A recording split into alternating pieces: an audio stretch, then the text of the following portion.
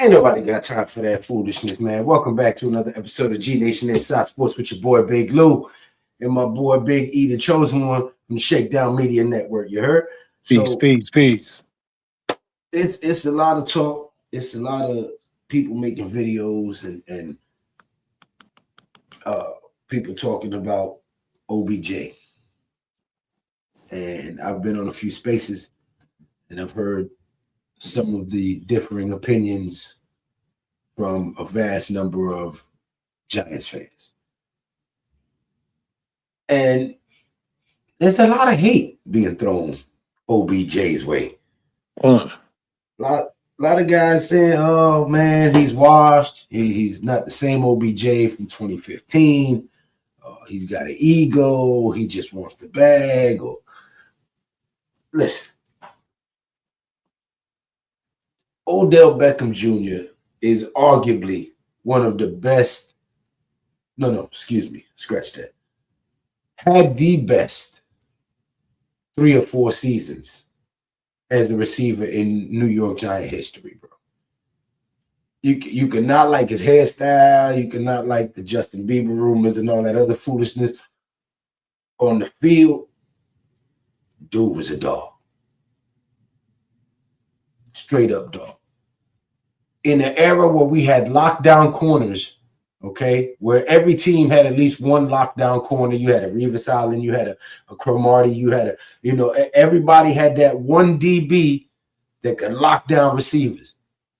In an era of lockdown receivers, OBJ cannot be stopped, even with help over the top. So, with no ACL, this man led the Rams to a Super Bowl victory. Like, say what you want to say, and he's not an old guy. He's focused. He's willing to take probably a vet minimum deal, prove it with some incentives, just to come back to Big Blue and finish what he started by getting drafted here. I don't know, man. Let me know what you think, E. First of all, brother, welcome. Welcome to this side of the fence. Not that you ever probably was on the other side. Welcome to this side of the fence. First of all, I was disrespected very much when this man was gone. I was told, let it go. He's a cancer to the locker room. Quit the blood clot crying. All kind of stuff was told to me, right? Because he was, of course, my favorite wide receiver to ever put on a Giant uniform. You mentioned something earlier when you said lockdown corners. I just want to give a couple of more names to that list. The Richard Shermans, the Joe Haydens, the Pac-Man Joneses, like you said, the Revis Islands, the guys that took away one side of the field and battled for who the best cornerback was at that time in that era. The Patrick Petersons, you had the hard-hitting safeties out there, the Earl Thomases, the Ed Reed on the back end of his career. But, if I'm not mistaken, I think he probably was around 12 years ago, just retiring. Yeah, Timmy and Matthew out there hitting people. you had guys that had offensive coordinators had the game planned for.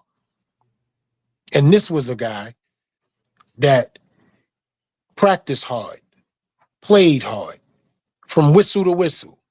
Tom Coughlin said, I wish I had 53 more of him. Greatest compliment you could ever give an offensive player, because that means he brought his lunch pail. Yes, we understand the antics. Also, we had Norman at that time, too, who was supposedly another Norman, Carolina Panthers, yeah. The list goes on.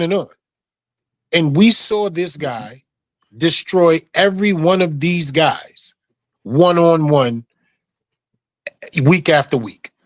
Every week it was a matchup. Oh, Odell Beckham's going against the best corner in the league. He's going against one of the best corners in the league, especially in our division at that time too, right? But none of it mattered. We watched this guy have the best first 4 seasons of any wide receiver in the history of the NFL. Other wide receivers that were greats talked about him. You had Randy Moss, Terrell Owens, Jerry Rice, Larry Fitzgerald. You had guys talking about this kid like, yo, he can possibly be the best He guy was to ever play the fastest the to position. reach, what, 3,000 yards? I think he got that in like a season and a half or something like that. Yo, a season and a half, bro.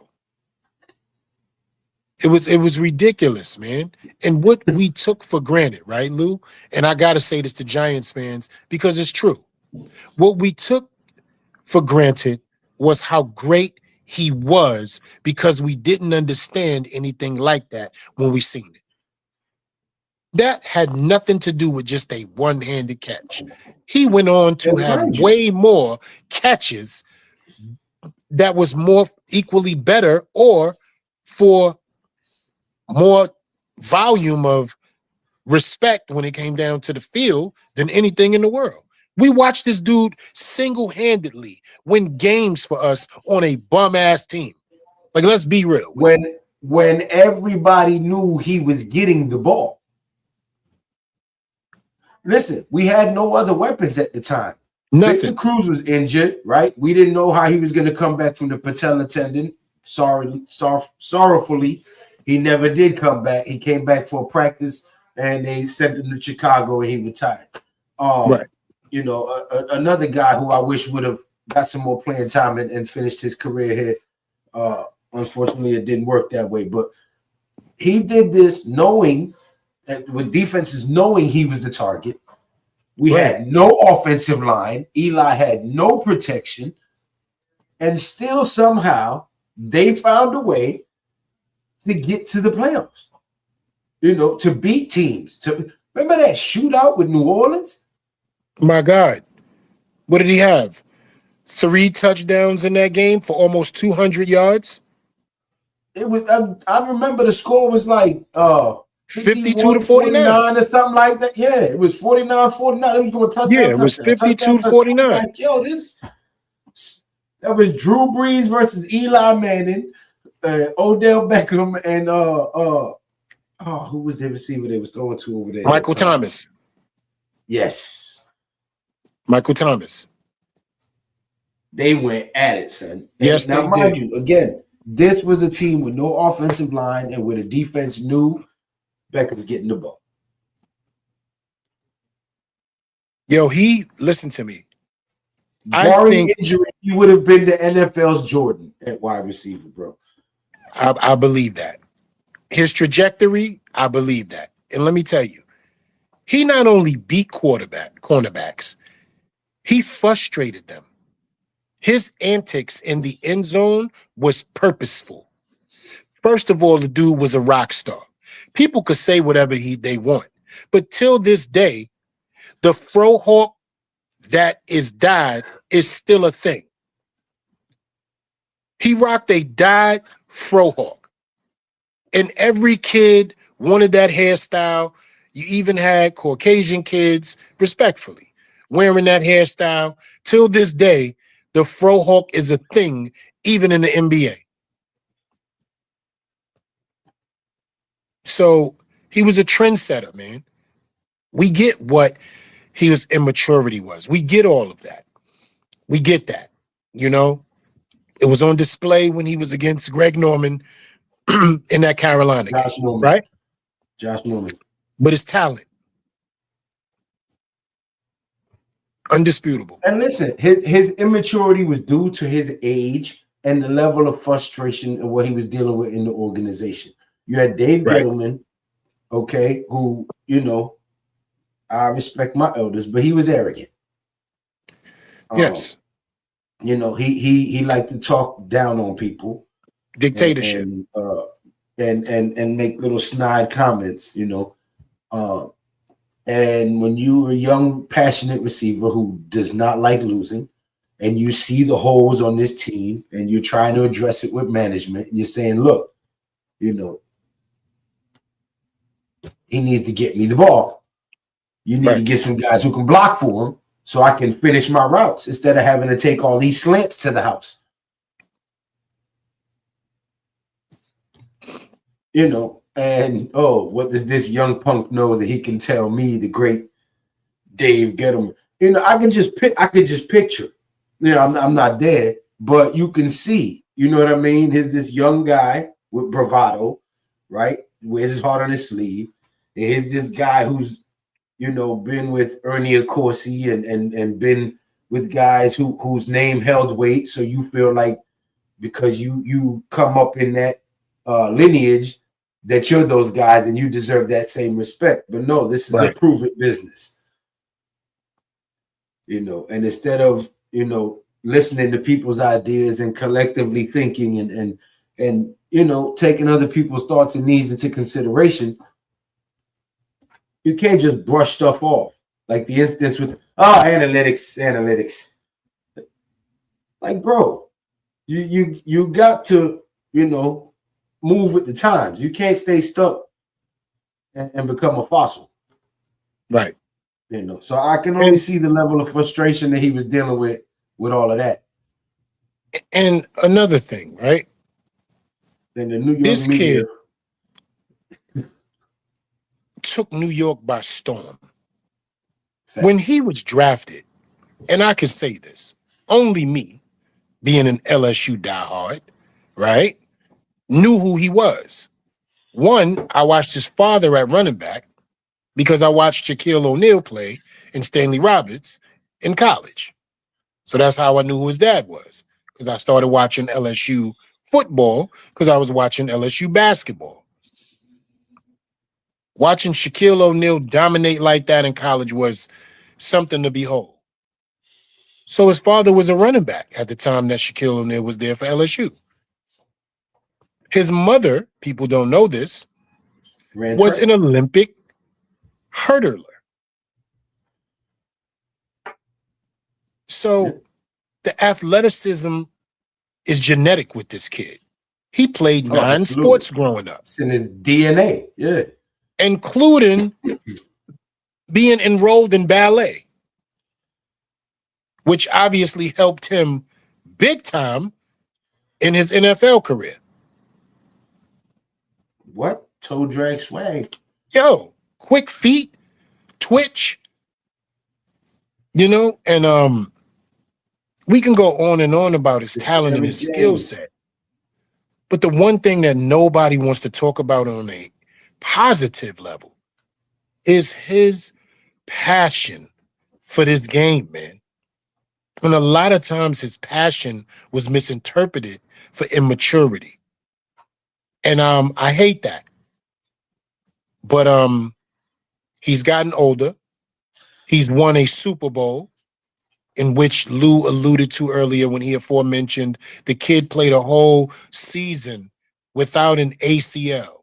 And for those of you that don't know medical terminology, that doesn't mean he doesn't have an ACL at all. It means the joint has not grown back fully yet and connected to the part of his knee that allows a certain movement vertically, okay? People get that twisted. Oh, well, you got to have an ACL. How come he didn't have a? I just taught you what it meant. Let's move forward and understand that it means he played in excruciating pain. Unfathomable pain is what he played in. And obviously, because he didn't have an ACL, who was at you saw what happened because he didn't have an ACL in the Super Bowl. It was nothing there to hold it together. So that quick step was the last step for his leg to be like, listen, you have put enough pressure on me. And everybody knows when you have lower body injuries, you overcompensate. That leg was overcompensating. It gave out. Yep. His heart will never be questioned. Man, listen, there was a episode of The Pivot. Shout out to that Pivot podcast, man. Love that show. There was an episode where they interviewed Sean McVay. and he was talking about how much Odell meant to that team and that run and how they don't win the Super Bowl without OBJ. And the fact that he knew he was going to get injured, and he said, I'm going to play on this till the wheels fall off. We're going to get that. You know, you don't find too many people that's dedicated like that, that's willing to put their body and limbs on the line like that for the other guys in the locker room. You know what I mean? So if it's a question about has he matured or anything like that, I think that interview that McVay gave speaks volumes in that regard. And listen, if the rumors are true, right, and if Harbaugh and Shane are entertaining this, because he played for Harbaugh, didn't he? He spent the season or two with the Ravens. Yeah, he was in Baltimore. Yeah. So they already have a relationship there. He's been 2 seasons removed now, so I'm pretty sure his leg is a lot better. You know, we saw with the flag football thing that tissue has attached itself and regrown in 2 years. Absolutely. And he is still young, still athletic, still super competitive, still has a heart for this game. And I think he still wants to be a New York Football Giant. And if they can get him to ink that paper on a vet minimum, prove it deal with some incentives, I'm all for it, bro. I don't see why not. I don't understand where the hate comes from. I don't understand why people would have an issue with it. I mean, look at our wide receiver. You have a number 1 receiver in Malik Neighbors who's coming back off of ACL. Right. You have Darnell Mooney, who we just signed.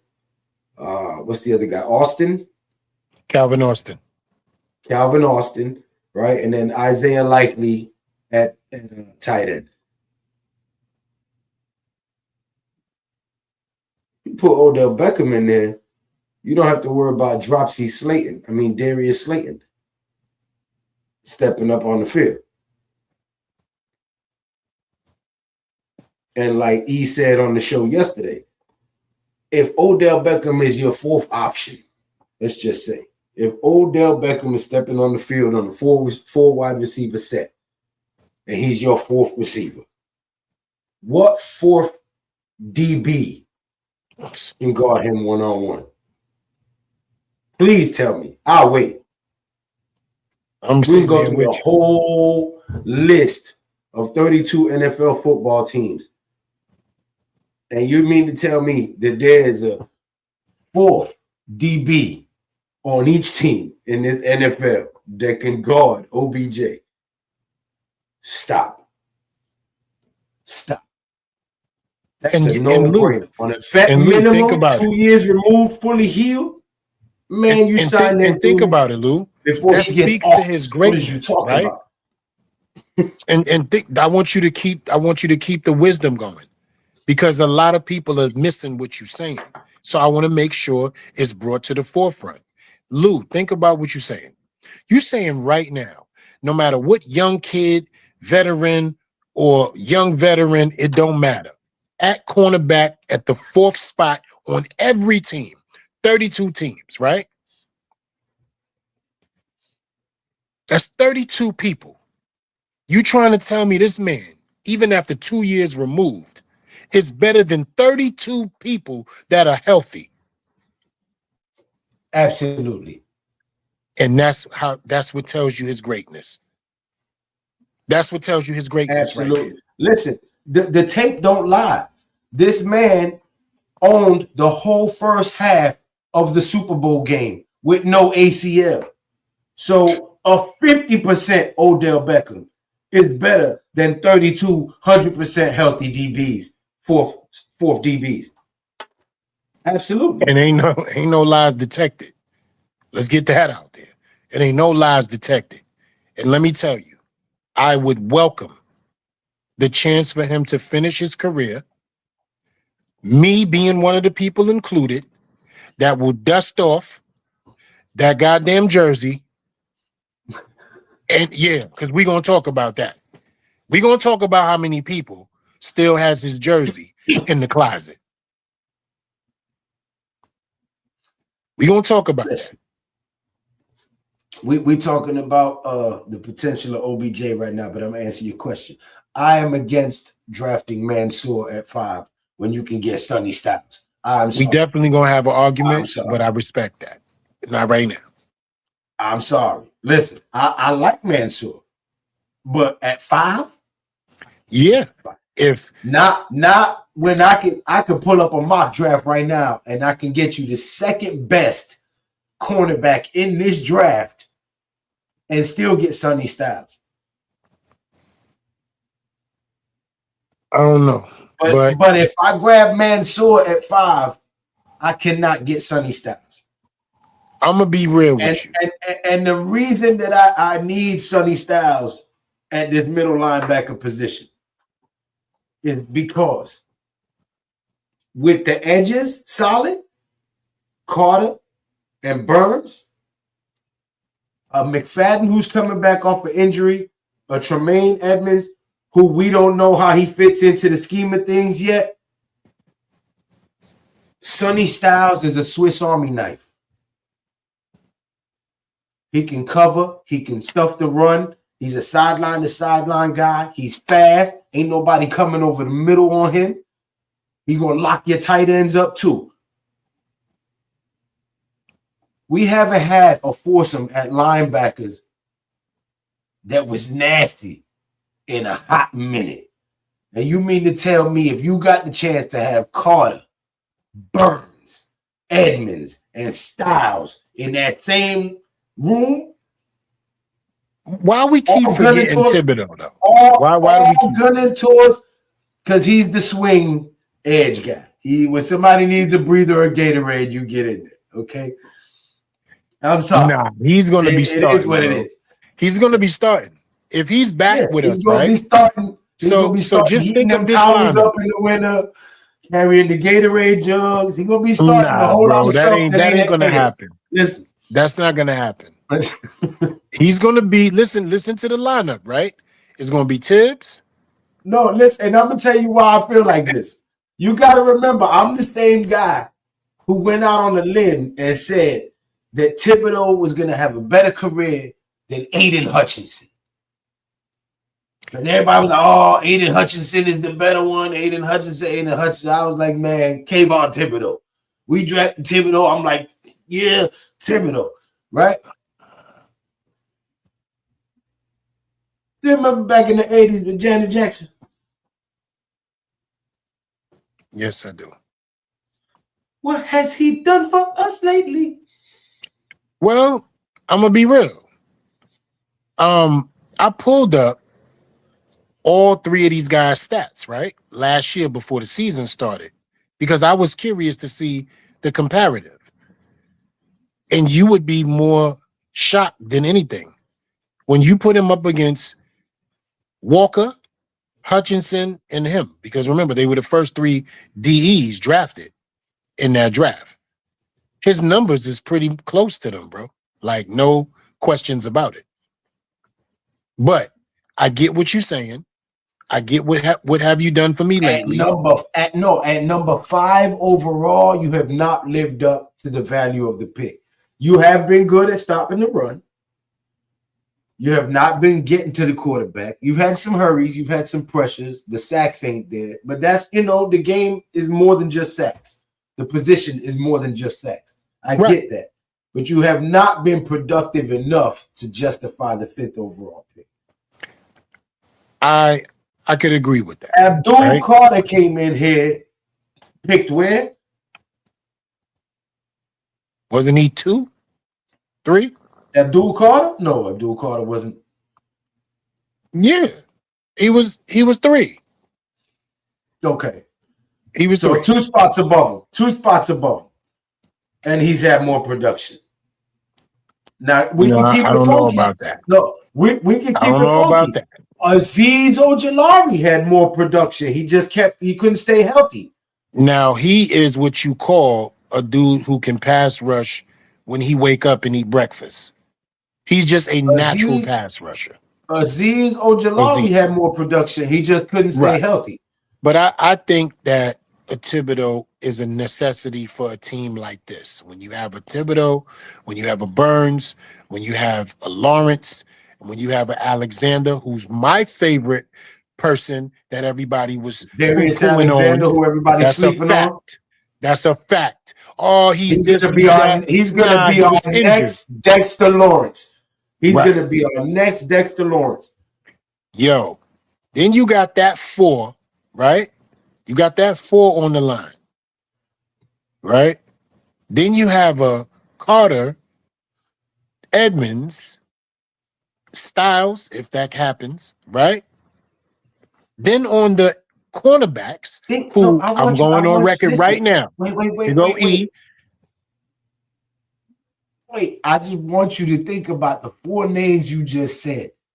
Because the last time we had 4 linebackers that will eat your lunch, we went to the Super Bowl. Yes, we did. Yes, we did. And when you got a head coach that likes to run, that likes to pound the rock and wear you down, play action and running, play action and running, so in the fourth quarter he can open it up and wear you out, right?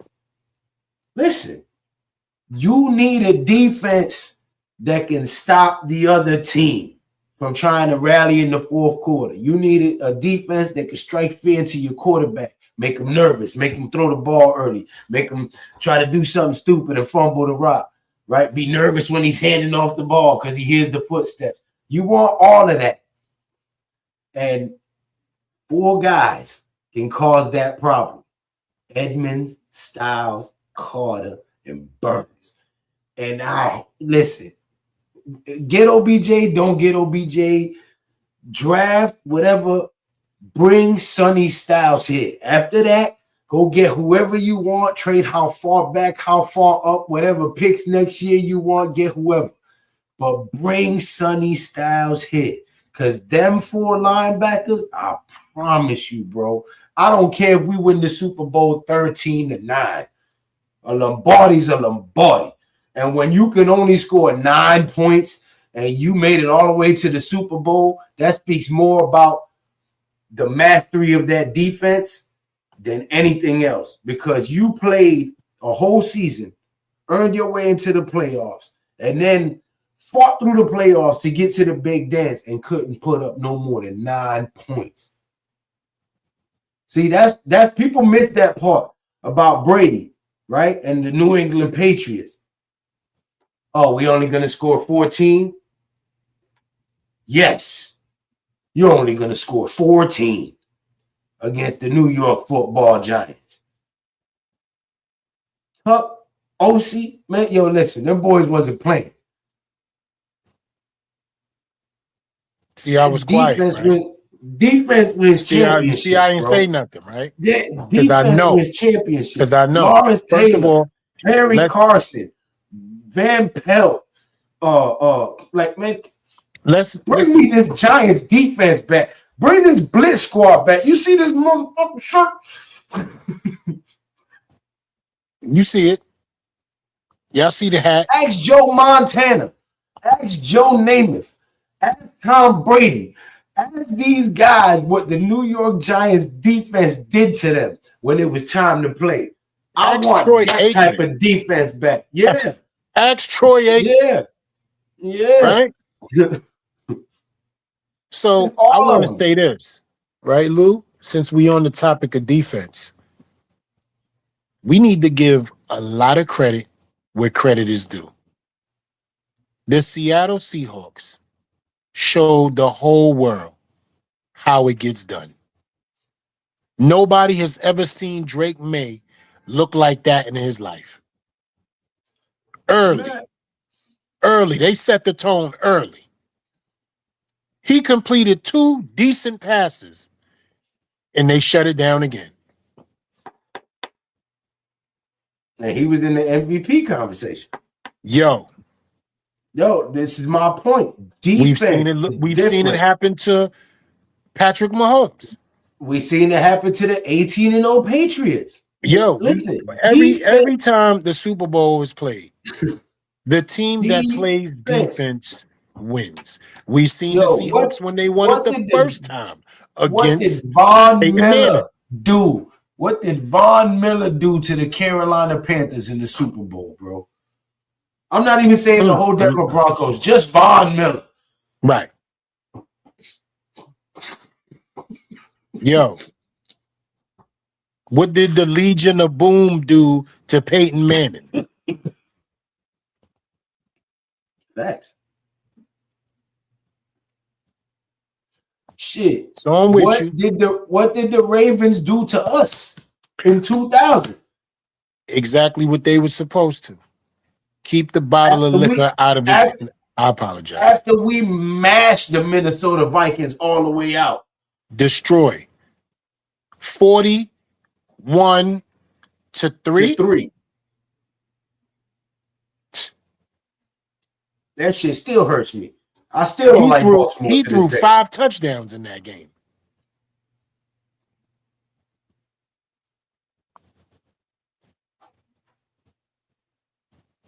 Hold on. If anything, Mr. Sean Lee, I believe that Harbaugh would be leaning more Caleb Downs, the safety, because he's more of an Ed Reed type. I'm gonna say this, and here's my hand. Yeah, wide receiver hands. Here's my hand. Yo, I believe that he is going to get Paulson Adebo and Deontay Banks right. I could be wrong. Absolutely. No, but I think he's gonna get them right, Banks bro. all the way right. Yep. I think Denard Wilson, along with Harbaugh's ability to, his ability to develop, man. I think he's going to get these kids right. That's just me. I don't know why I feel that way, but I do know why I feel that way. I think he's going to get them right. I think we're going to see the best out of Deontay Banks that we ever saw, and I think Paulson Adebo is going to be able to play freely as he was when he was in Minnesota. The only thing I'm afraid of is Tyler Nubin. I still don't know what's going on with him. And I think he's gonna take a big step this year. The way people feel about Deontay Banks and what I'm probably saying is what I probably feel about Tyler Nubin. I just got to see it. Last Dragon. I just got to see it. Tutu.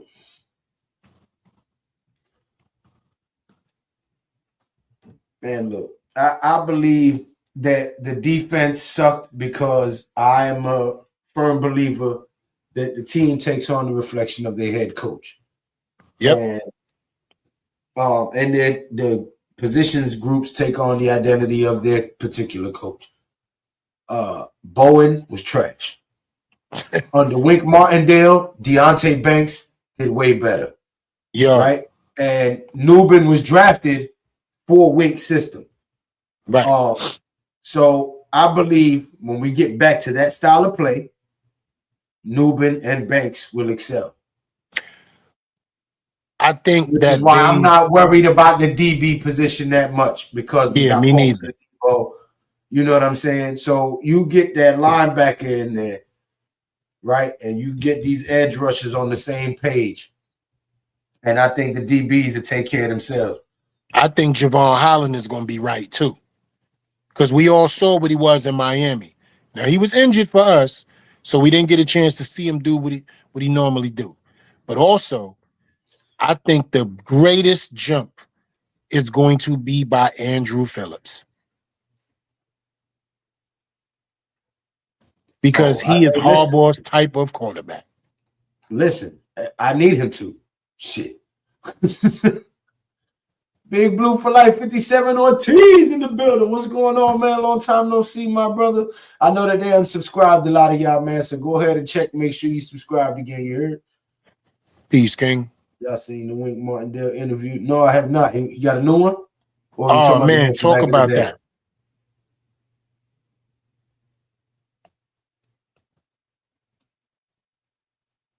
Hey, God bless to you and your family, man. Glad to know that you're home. I know the season is over. Enjoy that time with your family. Hey, you know what? I appreciate the fact that you named your child after me without naming him after me. But I caught it. You know what I'm saying? Luciano is close enough to Big Lou. So thank you very much. You know what I'm saying? That was my rap name, actually. Don Juan Luciano. You know what I'm saying? Back in the That's a day when lot they right there. A lot of people don't even know that. What? That's a Don lot Juan right there. Luciano? Don Juan Luciano. Yeah, That's a lot right yeah. there. But Well, it was just that's It was Luciano, but when I was spitting at the holes, you know what I'm saying? right. The I Don know. Juan Luciano. That's why I You know said what I I'm know saying? where it comes. I know what it is. That's that X. I know what's up. So yeah, bro. I'm really, really excited. AKA Don Juan Hmm? Luciani, AKA Louis Beretta. You heard? Louis Teflon, Louis Beretta, Don Juan Luciani, BKA, you know what I'm saying? BX Boogie, Subway Mugger. You know, You gotta have 6 names, bro. You gotta you be know how we 6 doing the names. X. Right. It gotta be 6 names, man. But I'm more excited about seeing what we do. You know, my joint on analyze this. It's Louis the Lip.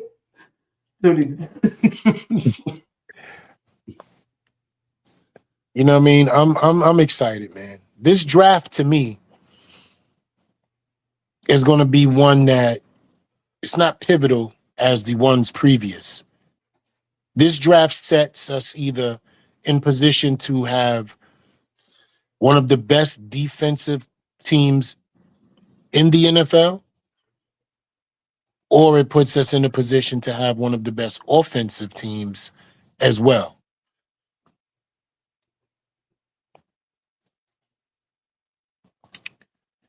Dash, what's up, baby? Big Been a Dash. while. I sent you the link. Son. Tap in. This is a mature NFL discussion right here. You know what I'm So saying? I wanna switch over to offense for a second, Lou. Right? Let's talk about that. Let's get it. Let's add 3 letters to that offense.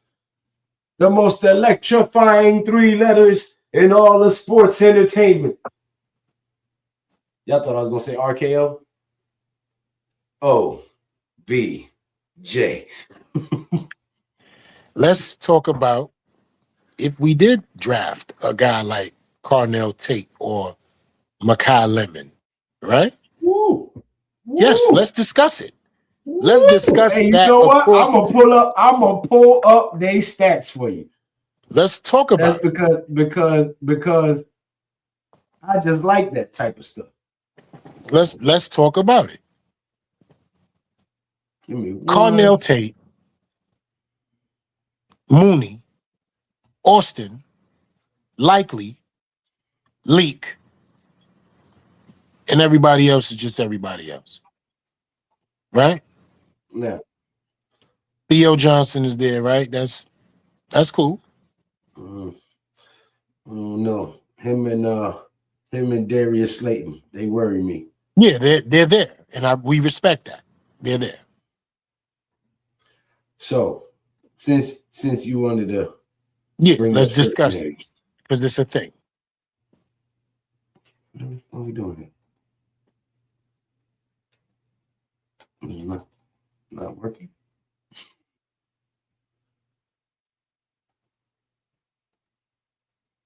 All right.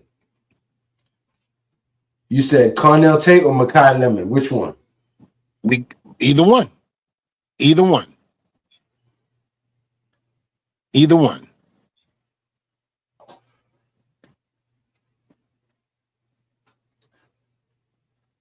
Can you see that? Let me make it a little bit. Yeah, I can. I know that a lot of the mature football fans watch this show, and in my age group, our eyes ain't that great anymore. So I try to be considerate, do unto others as you would have them do unto you. You know what I'm saying? Yeah, all I do is just go to the Golden Rule, baby. PowerPoint and just zoom in because ain't no reason for me to be squeegee eyed. No. So we're gonna look at Makai Lemon first. You said? Yeah, we can look at Makai Lemon. All right, Makai Lemon. What are you doing? Really?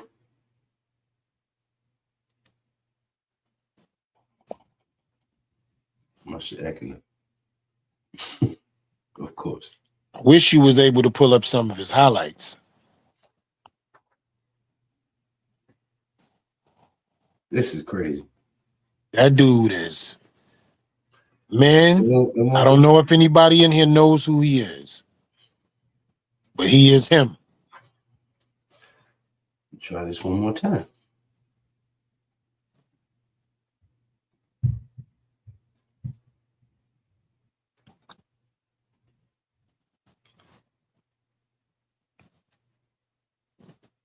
Makai Lemon. Yes. There we go.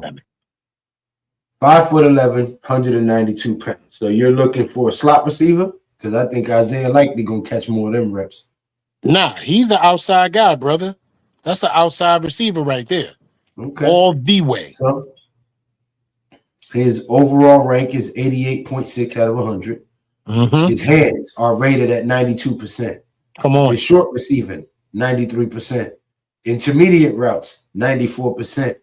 Deep threat, 96%. Only knock on him is blocking, 65%. And I don't need him to do that. Let's get that out there. Now let's get into a little bit. His draft profile bio. Makai Lemon first made waves at La Mirada High School before transferring to Los Alamitos High in California, where he terrorized Sunset League defenses from his sophomore year onward. The 5'11", 195-pound wideout piled up over 3,600 receiving yards and 41 touchdowns across his prep career, while also moonlighting as a lockdown corner, recording 12 interceptions and 13 pass breakups on the defensive side.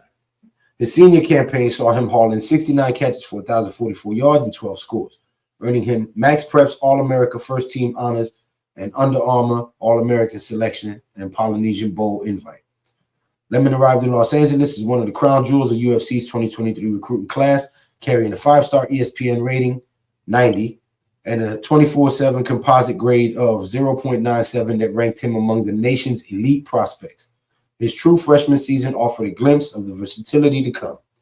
He appeared in 9 games on both sides of the ball, logging 6 receptions for 88 yards, while also recording a tackle at cornerback. The 2024 campaign established Lemon as a full-time offensive weapon and special teams dynamo. He led the Trojans with 52 catches for 764 yards, 3 touchdowns across 12 games, while his 19 kickoff returns for 514 yards, 27.1 yards average, ranked 6th nationally. That performance earned him all Big Ten offensive honorable mention and all Big Ten return specialist third team recognition. His junior year in 2025 cemented Lemon's status as one of the premier receivers in college football. He exploded for 79 receptions, 1,156 yards, and 11 touchdowns, including a 2-score outburst against Georgia Southern and 5 games with at least 127 receiving yards. The Biletnikoff Award winner and Paul Hornung Award candidate recorded only 3 drops on 175 targets over his final 2 seasons, showcasing the reliable hands that the NFL scouts circling his name in their draft notebooks. Lemon also proved he can contribute in unconventional ways. Against UCLA in 2024. He went 1-for-1 through the air on a 39-yard completion that set up a Jacoby Lane touchdown. His 1,460 all-purpose yards as a sophomore and his breakout junior season have positioned him as a top-tier receiver prospect entering the draft cycle. But wait, there's more. His strengths. Right. Oh, I know. I know it's more. He understands leverage at the line better than some NFL vets.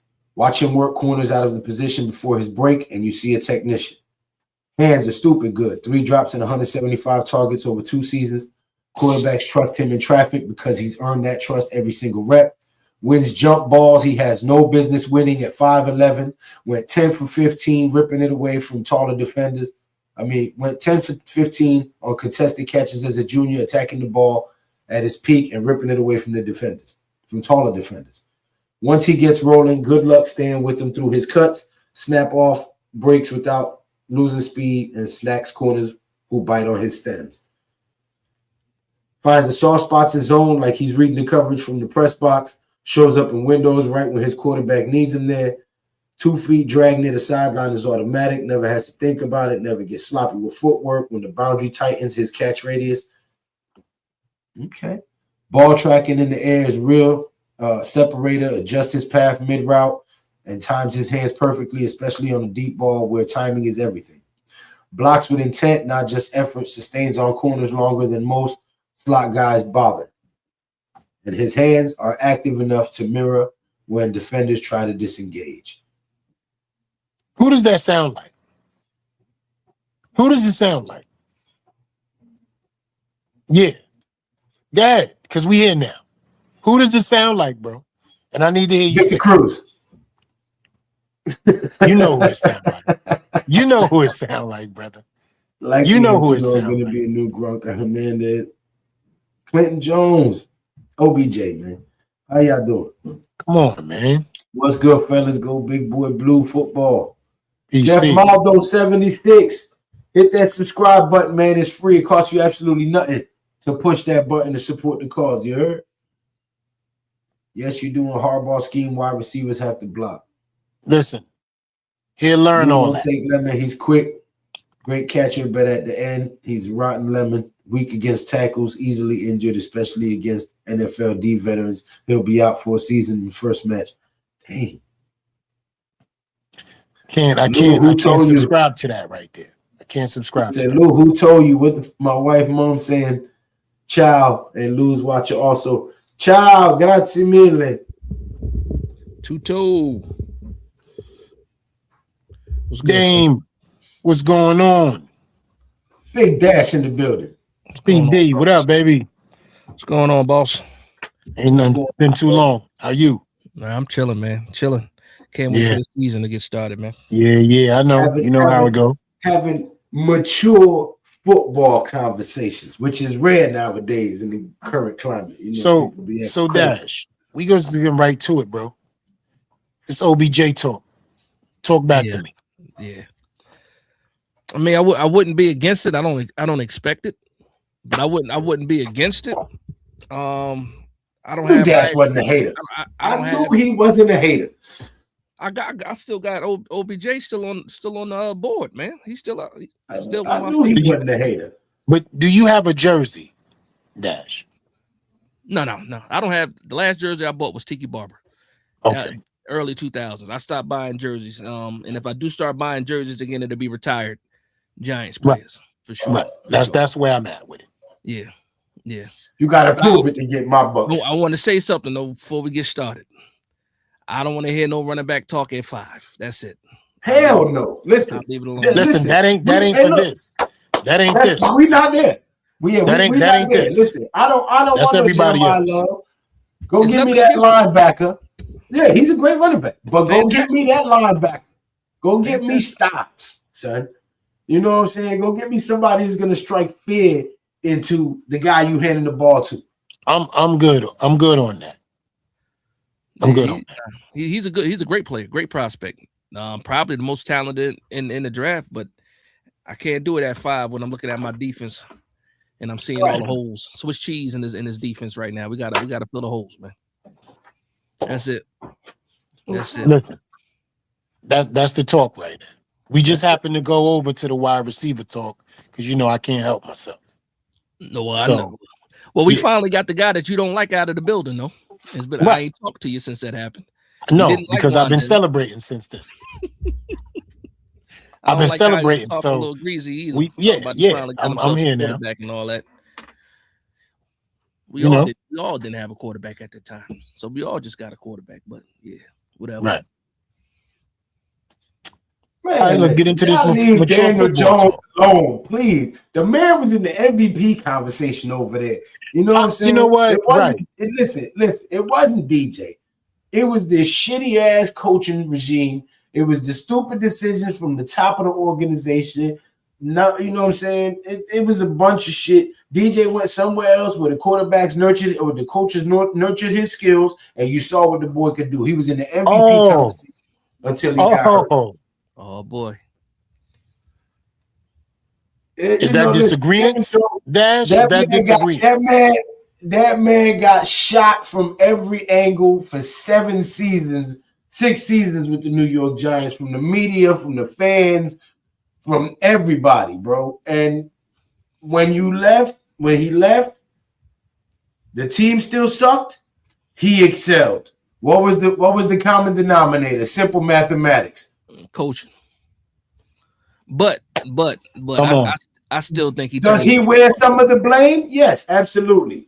But it's Cinderella though. He gonna turn into that pumpkin sooner or later. It's gonna happen.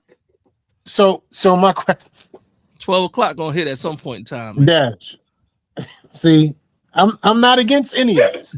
I'm not against anything, but the injury as well, right? That's a part of the pumpkin turning. That's a part of it.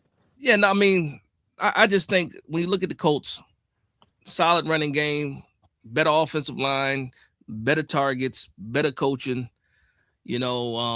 maybe a better defense. And I just think they had him cooking, because I'm not gonna lie, the first couple of weeks where I actually watched him, he did look pretty good. He was doing things that we haven't seen him done since his rookie year, when he was throwing 50-50 balls. He was throwing the ball downfield, and it looked like he rejuvenated himself. But I watched that man for too long to believe it, man. I watched for too long to believe that's going to last longer than what it's going to last for. But hopefully for him, best of luck to him. I don't hate him. I don't hate him at all. But I think he's going to turn into a pumpkin, though, for sure. Yeah. I think it's happening. Yeah. So is it safe to say that you're okay with Styles at 5? Oh, I'm driving that train right now. Sure. We on the same page, bro. That's my number one go-to. We on the same page. I've been fighting a good fight, Lou, with you. I know a lot of people. Who's two? It depends on who's there, man. I still like the guy that's in the picture right now on the bottom of the screen. I still like Downs. They talk about that. They talk about he has no elite traits, but his football IQ is elite. I like all right, let's put it this way. For me, it's linebacker, then it's offensive line, then it's cornerback, then it's wide receiver. That's my order. That's my order. Depending on who's there, I'm slowly getting away from Tate at 5. But if you tell me we got Sonny Styles, I'm happy. You tell me we got even Maui Noah from Miami, I'm happy with that too. But I still would rather have Styles. And then Caleb Downs, man. I'm still high on Caleb Downs. I'm happy that a lot of those rumors were squashed about his knees being degenerative. Degenerative. Yeah, there we go. Couldn't get it out first, man. Pause. But yeah. So I'm glad they squashed that. So for me, I'm happy with either one of those choices. So if it's Styles, if it's Downs, if it's Maui Noah, I'm good at that at 5. Unlike Lou, I like Mansour. I liked him when he was at Virginia Tech, and then he I didn't say I don't like him. I heard what you said though. I don't like him. You don't want him. He was against the science. Yeah. Dash. He was against the science. Listen, it's not against the science. It's that if he's there at 5, something happened. Sonny Styles is gone, and Caleb Downs is gone. And if both of them dudes is gone, I'm not grabbing him at 5. Yeah. I hear you. You see what I'm saying? I'm going to try to trade back to like 8, 9, or 10, pick up a 3rd pick for this year, maybe a 1st pick for next year, and I'll take one step further and figure some ish out. You know what I'm saying? Because if Sonny Styles ain't there at 5, I'm absolutely looking to trade back. That's how we're doing it. I would love for Love to be there at 5, because then I know somebody possibly going to come up and try to get him. I want more picks, man. So it's safe to say the first 3 picks in the draft. But actually, you know what? No, just the first 2, 2, 3, and 4, right? Because we already know what 1 is. Yeah, that's a whole nother conversation. But yeah. Yeah, but I mean, it is what it is, though. We already know what 1 is. Don't tell me it's Mendoza. I think it's going to be, man. I think it's pretty clear. It's pretty clear, Lou. It's pretty clear. How? Because it's not his fault. It's called lack of options. Yeah, that's exactly what it is. It's called lack like of options. It's not his fault. It's like having a girl in the it's like having a pretty girl in the room and everybody in the room is sixes as men, right? She gonna pick the best 6. It don't matter. Man, He's the best one out of a bunch of 9s.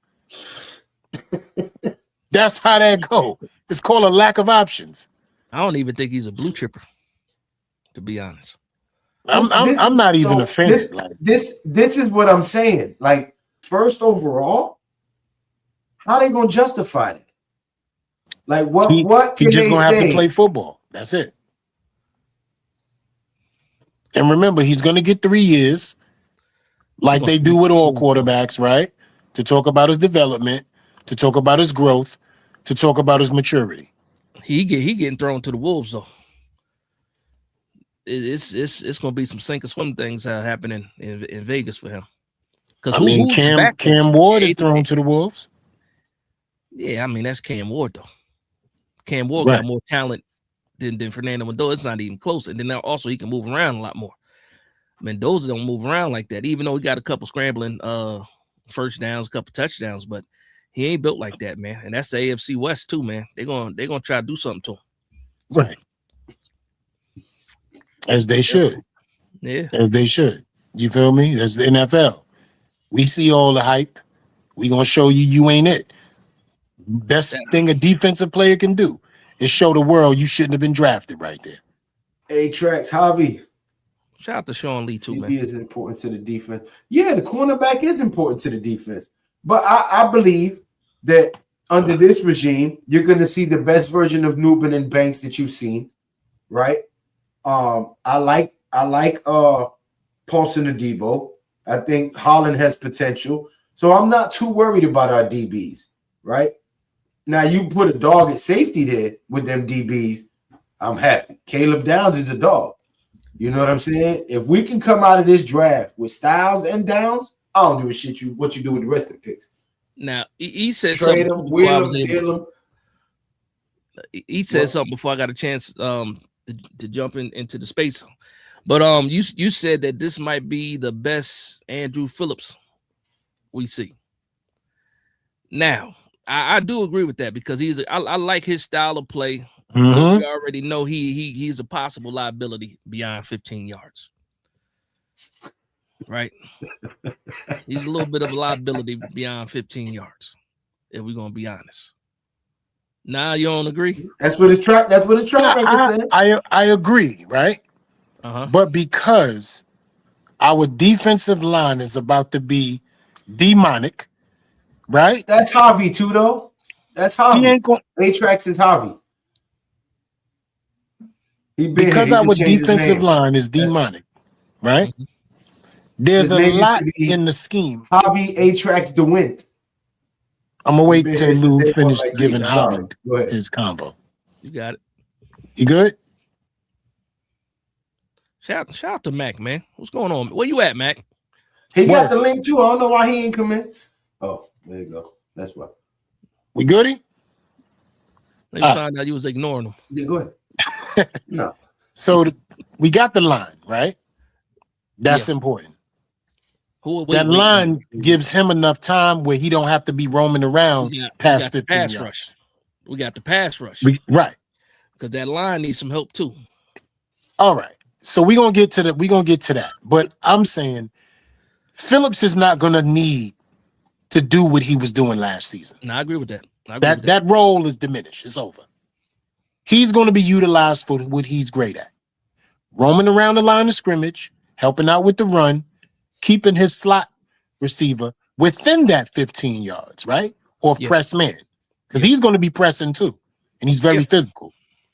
So now we're going to have 3-man press across the board, DBs wise.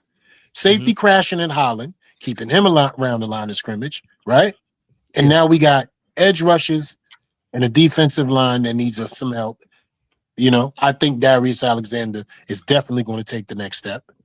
You feel me? And some quality depth pieces to help out. Yeah, right? He's playing good towards the end of the year too. He started to give guys a breather. Alexander did. Yeah. So I think that's why I said Phillips is going to take the biggest step because system-wise, scheme-wise, Denard Wilson, totally different than any other defensive coordinator that we ever had. So He's more Wink Martindale than anything. Yeah, he's definitely aggressive. That's what I've been looking forward to as far as for Denard Wilson. Even though you might see some zone press, it's still going to be no free no free get offs.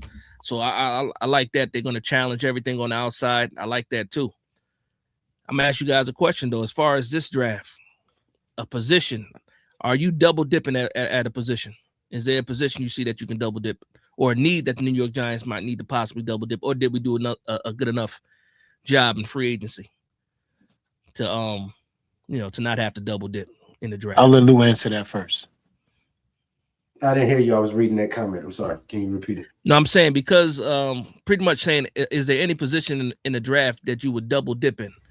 As far as possibly like wide receiver, linebacker, possibly, or did we do a good enough job in free agency addressing some of the depth that we don't have to double dip? The only way I wouldn't draft a wide receiver is if we did sign OBJ on the vet minimum deal. And it can be any position too. I'm just saying in general. That just came to, because before I was thinking, before we made the Calvin Austin and the Darnell Mooney signing, I was like, yeah, I might double dip at wide receiver depending on where we get one. And it's going to be slim pickings after that 4th round. It's going to be slim pickings after that. You're trying to find a gem. But I still think we could double dip at offensive line at some point. That's where I'm at. Now, listen, I got no problem there. Yeah. Get a center and a guard. Yeah, you got to find a future replacement for Runyon and one for JMS. And I got one already. You got one already? For no. For no. You playing him at guard or tackle though? I'm playing him at guard. I'm playing him at guard. That's what they're projecting him at now too. Exactly. Listen. I'm with you, and I would throw another name in there for the center position. Connor Lou. Oh, Iowa, right? No. Yeah, Iowa, right? Yeah. Connor Lou's Yeah. Yeah. Tighten this damn thing. Road grader at center. Right. and right there. Fano and Lou. Now, my question is, do you think either one of them makes it to the 2nd round? Because I know Fano's not. Yeah. I don't think he makes it to the 2nd round. He probably won't. Because I think the Rams go offensive line, but that might be too early for him to go at like 13. I think it's 13 or 14 that they're picking at. But I don't think he makes it out of the 1st round. Where did the Panthers pick? Panthers in the 20s. They made the playoffs, right? Panthers made the playoffs, so they in the 20s. They got. And that's exactly where I'm afraid that somebody gonna snatch him up right there. I think he may be a few needs though. They got a couple of needs, man. Because you figure when they're picking that, the wide receiver might be there. They might be good at wide receiver though. Now that I'm thinking about it. Yeah. And they've been doing great at running back. Yeah, they got rid of Dowdle. Who they end up? Because I know they got Chuba Hubbard still. Mm-hmm. Did they get a replacement in free agency for Dowdle? I don't even know. I got to pull up some of this stuff. But Sean Lee said guard. That's what I want in the 2nd, man. Give me the best defensive lineman in the 2nd. Mm-hmm. I know you like Caden McDonald. I like him. I don't think he's gonna be there in the 2nd though. The guy I like in the 2nd round is Hunter, Lee Hunter out of Texas Tech. I call him the barbecue pit master. That man, he'll look like he got no muscles, man. Just strong with no muscles. He said the barbecue pit master. He look like Google him. Just a spatula with an apron. That's it. Spatula and apron. Fano look like he packed squirrels in a mailbox. Nah, that's hilarious. And then I think Fano's brother's like I think a defensive player too. Yeah, I think he's a D lineman. I think he's a D lineman. I think so. Yeah. I don't think he get drafted though. Yeah. I told you. Look at him, barbecue pitmaster. 6'4", 318 pounds. Texas Tech, 85.3 overall rating. No wonder he from Mobile, Alabama. Tackling. Yeah, that's tackling, what my 74%. Pass rush, 79%. Run defense, 91%. So he's a run stuffer. What is it? What is his He was heavier at three that cone? at the combine though. What's his 3 cone? Hold on, I'll let you know in a second. Yeah. Because you know, Because that let me know to burst off the line right there. Pause. Here go his measurables. He's a 3 tech. He looks heavier than that though now. Hold on, I'll let you know. All right. That's if he ran it. His 40 was 5'18". Yeah. But when the guys his 10-yard is 1.79.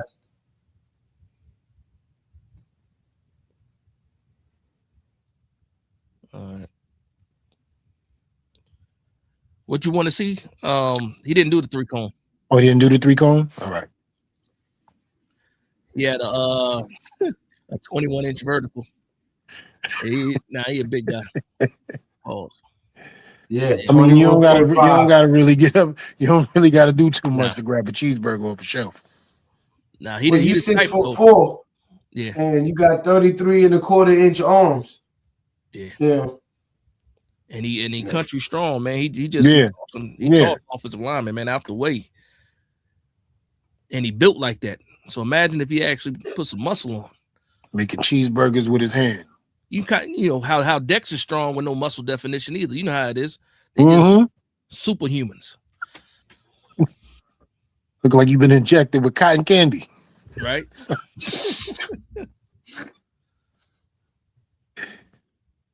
E-Man said linebacker. Lee Hunter. They were really impressed at Ohio State Pro Day. Keep your eye on the Sunny Style. That is more than a real possibility. Low key, they were really impressed. John loves him. I'm telling you, that's you think Hunter would get picked that high? I'm not sure. In the second round? At 37? The second round. Hell yeah. We're talking about at 37. We're not talking about at 5. I know. Well, Mac know that. Yeah, and we back, by the way, Dash. Shakedown is back, baby. So check us out tomorrow real quick. Let me unshameless plug. Tomorrow we back. I'll be giving our second round picks. I gave first round prospects. So I'll be giving our second round prospects tomorrow. But back to regularly scheduled programming. Horrible. Was it the pause we missed? No. I was about to ask who else did y'all want to see they bio or they stats or whatever. For no. Like if we just going through players that people are not familiar with, they definitely need to get familiar with that kid. You know what I mean? If we doing this Stunny Styles thing, right? And I'm definitely okay with that. No questions about it. What does that do in your mind for this defense, Dash? It gives you the run and chase linebacker. It helps that the run defense for me. I notice a lot of people with the pushback for Sonny Styles is like, he's not that strong at the point of attack. I said, well, the man was a safety 2 seasons ago. Of course, he ain't hitting people like a linebacker, but once he grows into that body, he still got to grow into it. He might put on another 10 pounds, all we know. 6'5", a real 6'5". And what are you about? 235, 240, right? He still ain't reached that grown man strength neither. He's 6'6", 6'6", 311 pounds. No, we talking about Sonny Styles. No, Sonny Styles. Oh. Yeah. No, yeah, man. Listen, but he's about 6'4", 235, right? Yeah.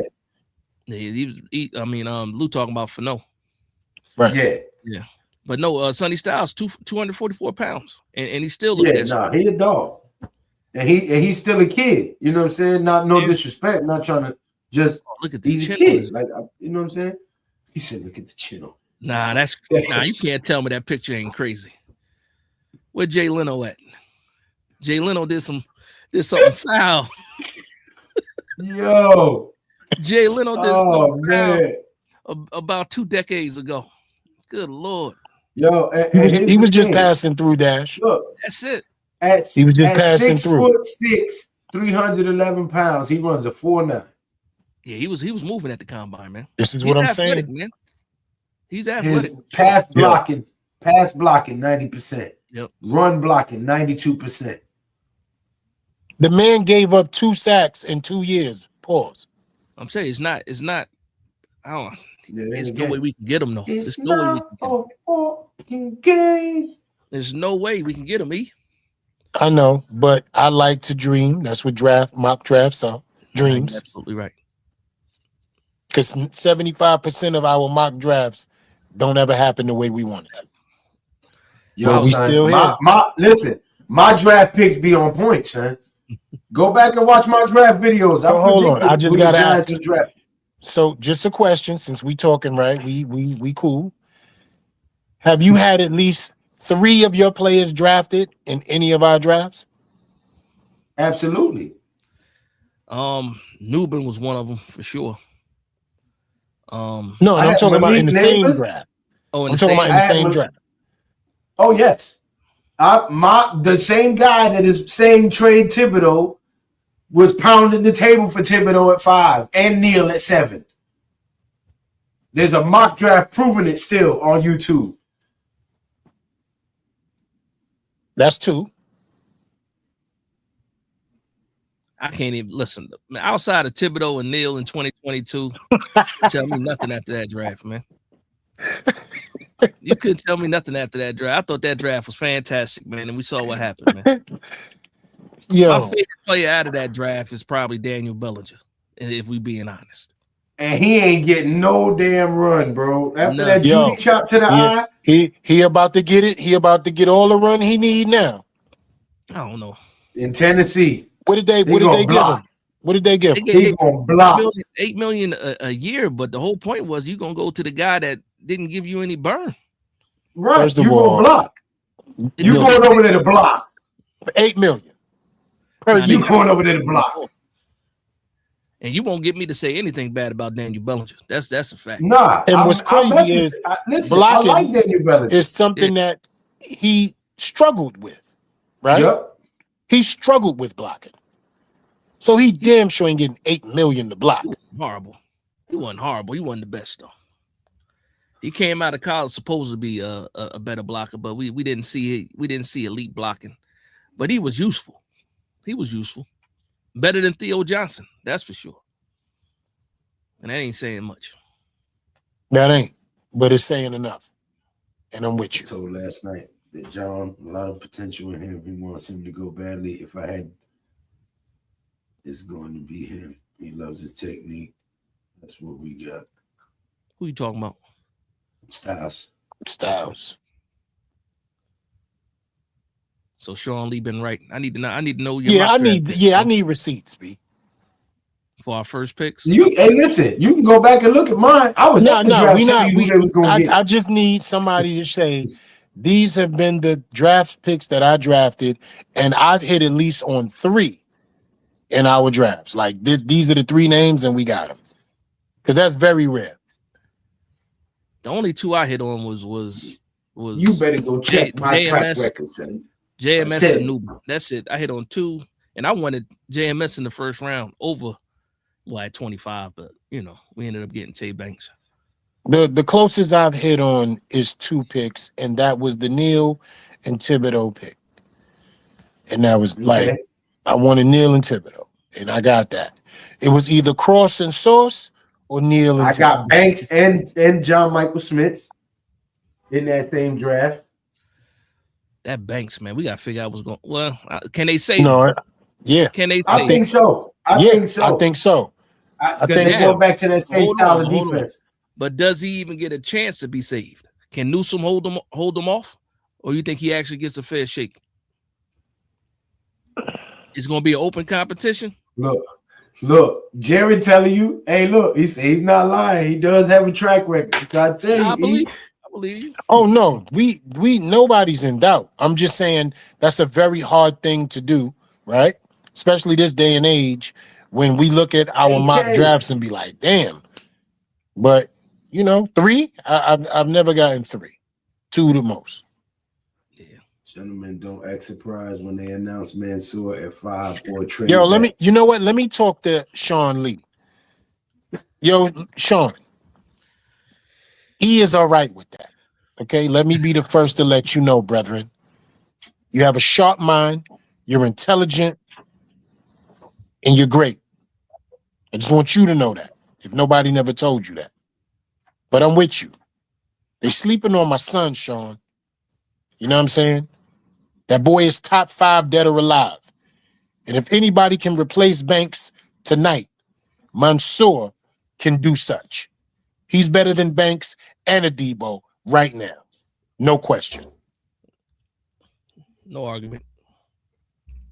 You get no argument from me with that one.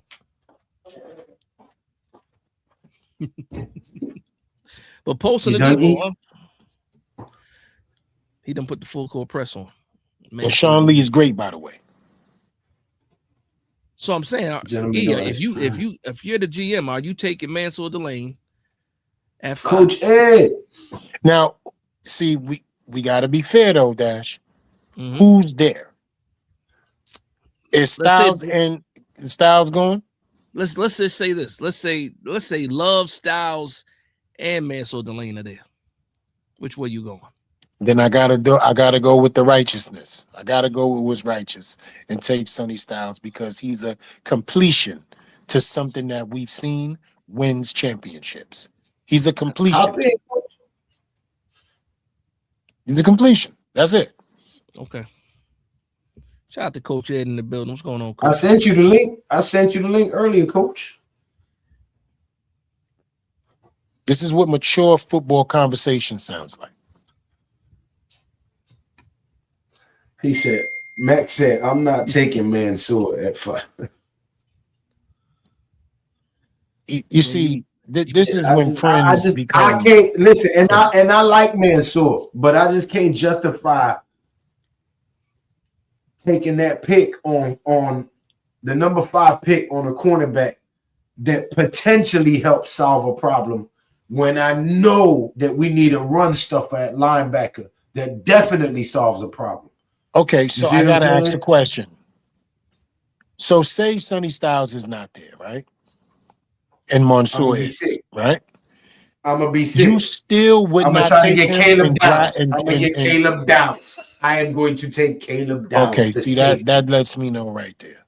That's the answer I was looking for. No, and the reason I explained it earlier, it's no animosity, it's no, I have nothing against the kid. The young man has a great future. I've never met him personally, I have nothing against him.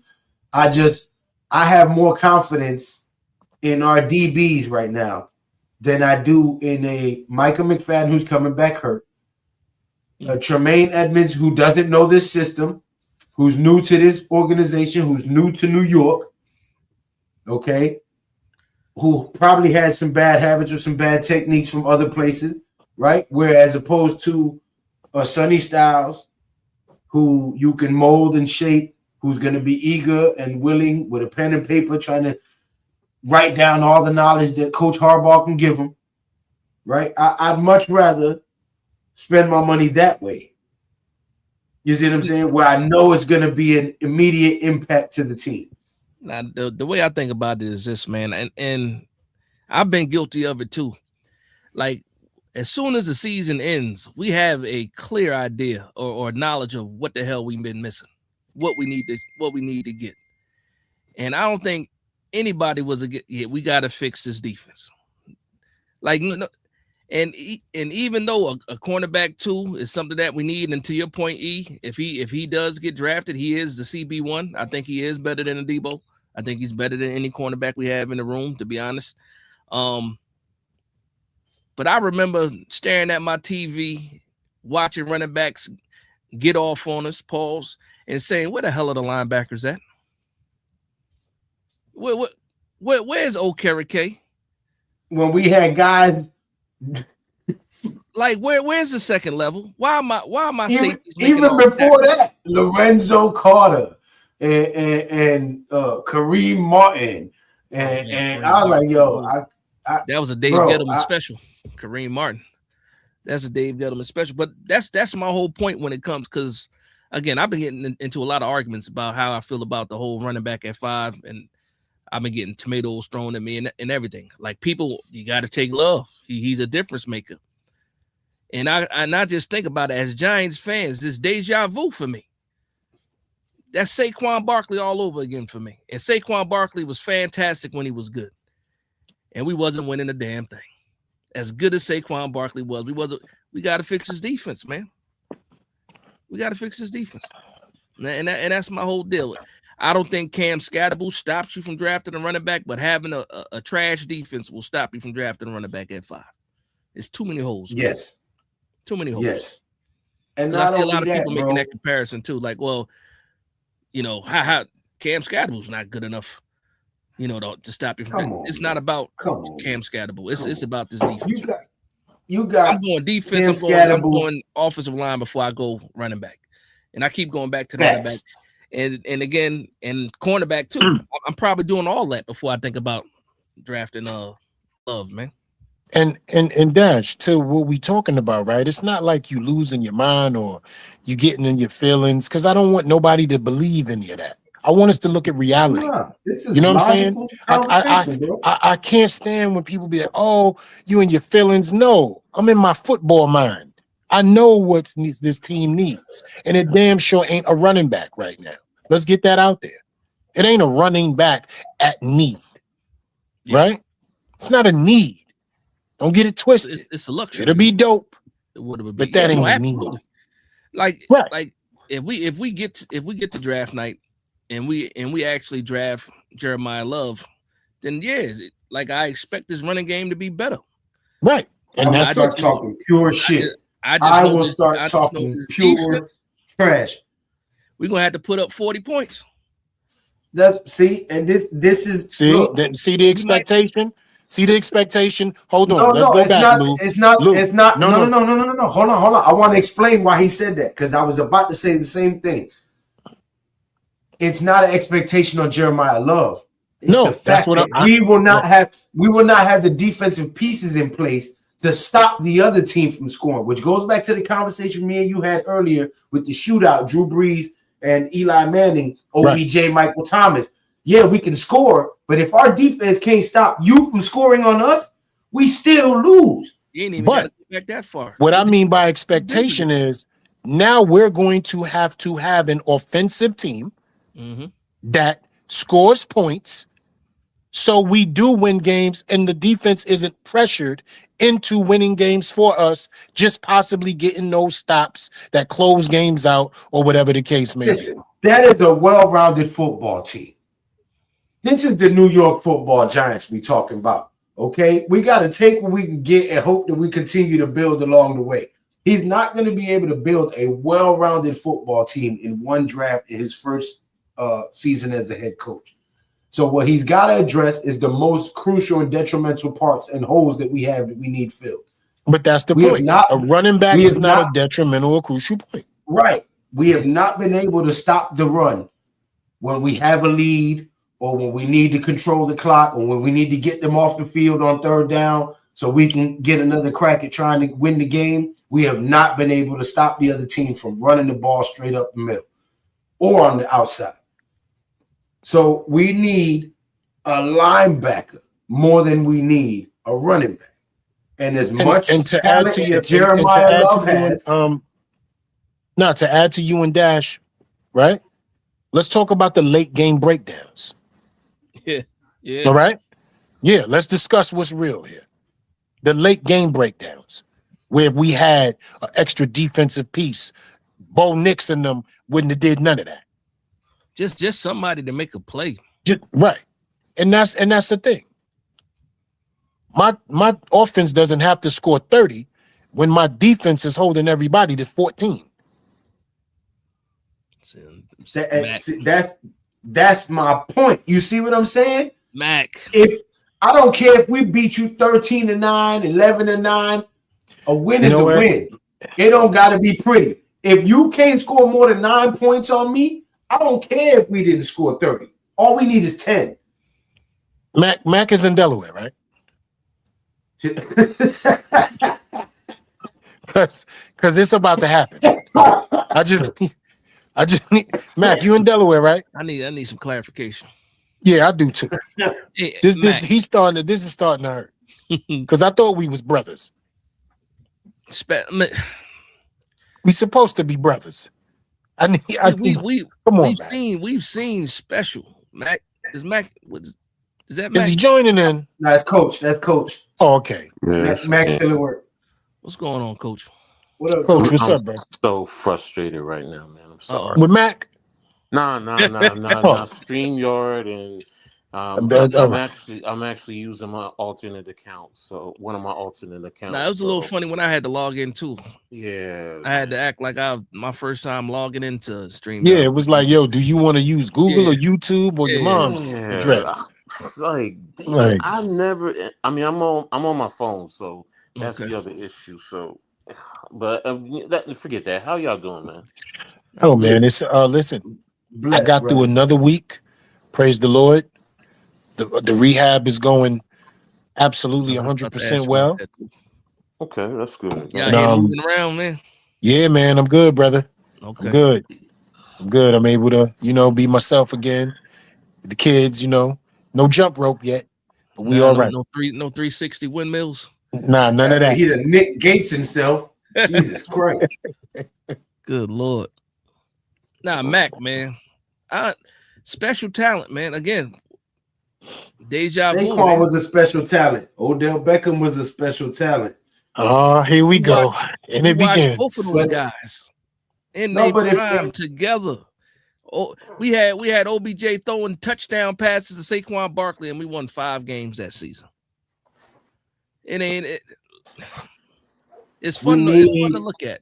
To address the line on both sides of the ball, the D line, the offensive line. Right now, more so the offensive line than the defensive line, but football is won in the trenches, man. It's a game of inches. That's not a saying that is said to sound cool, because we know that men like to do everything big. So inches is not a big thing.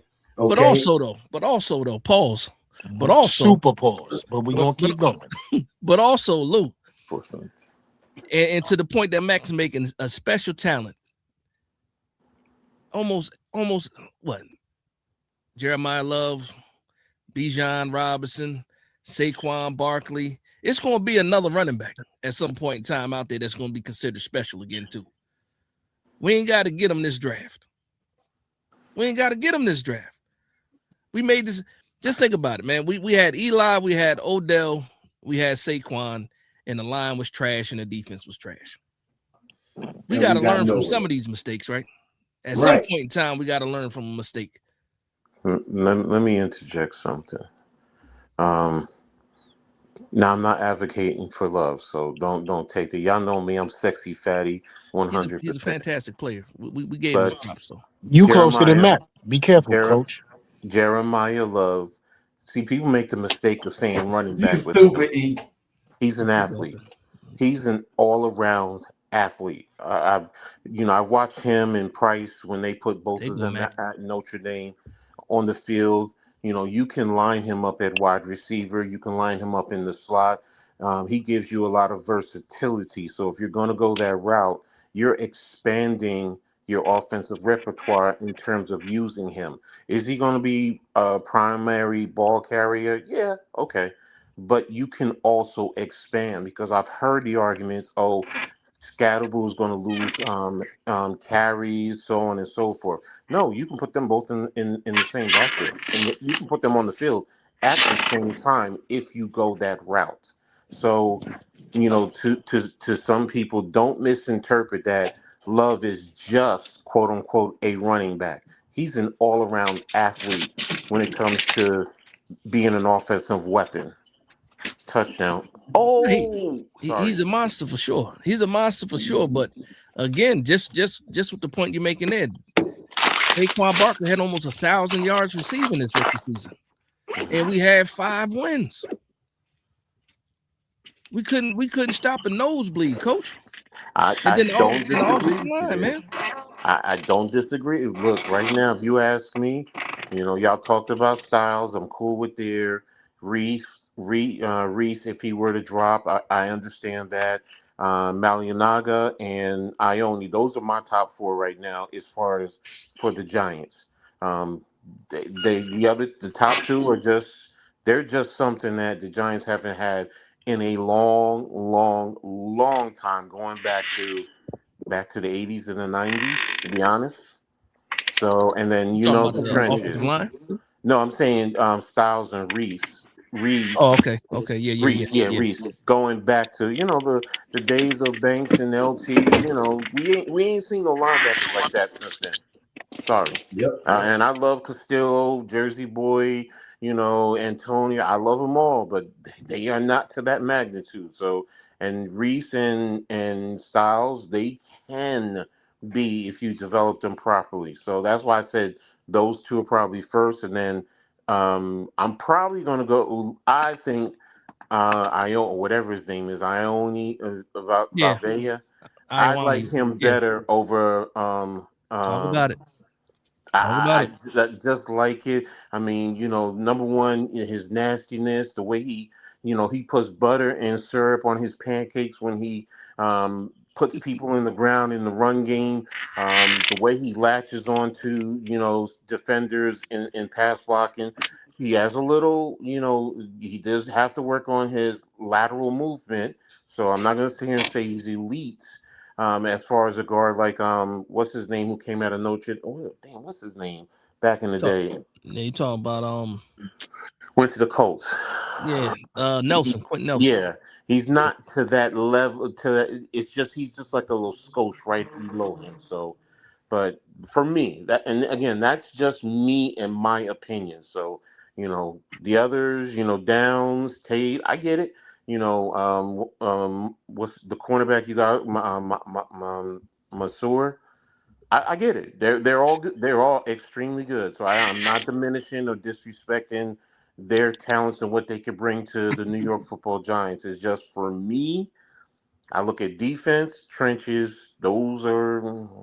That's me first. Okay. So let me just ask a question, Coach, real quick.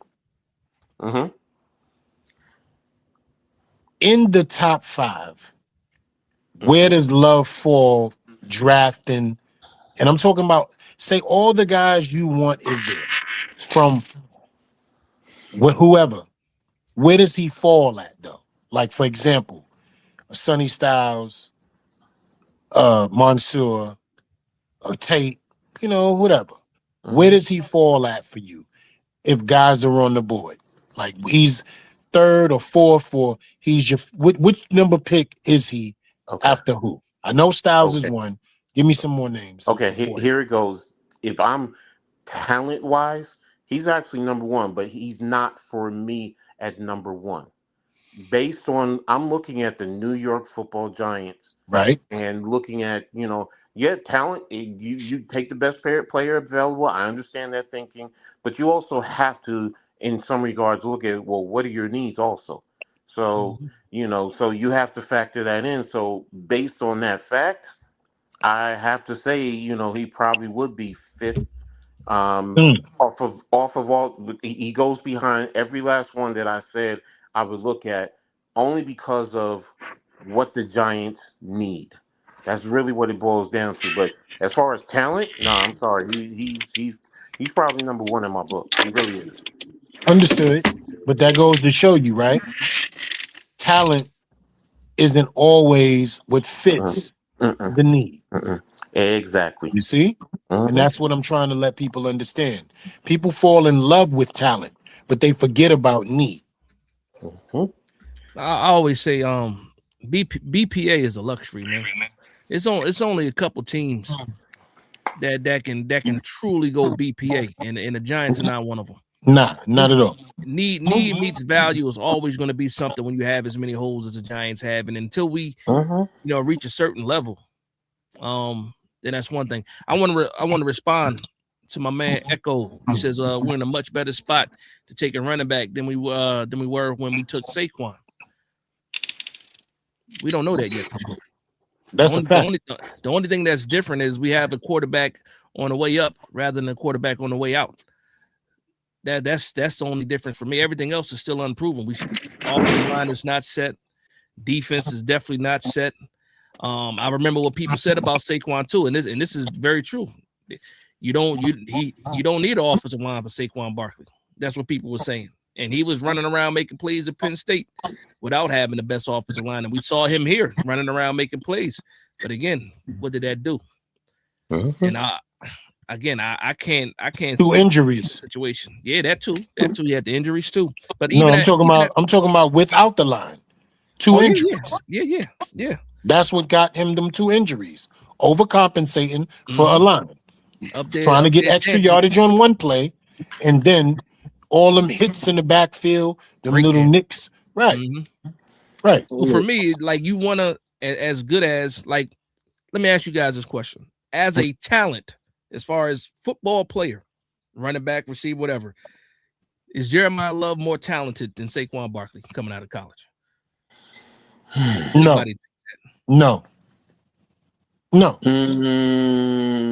It's tough.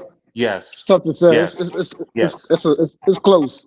It's really close. Has Jeremiah Love ever ran back any punts? But at Penn State, Barkley was never put out at wide receiver like Jeremiah Love. But in the NFL, he was put out at wide receiver. In the receiving game. But you said, and I'm taking it based on, good catch, based off of them coming out of college. Because Jeremiah Love hasn't been put into the NFL, so I have to base it off of them coming out of college. And coming out of college, yes, Saquon did play specials, and he did some things there, granted.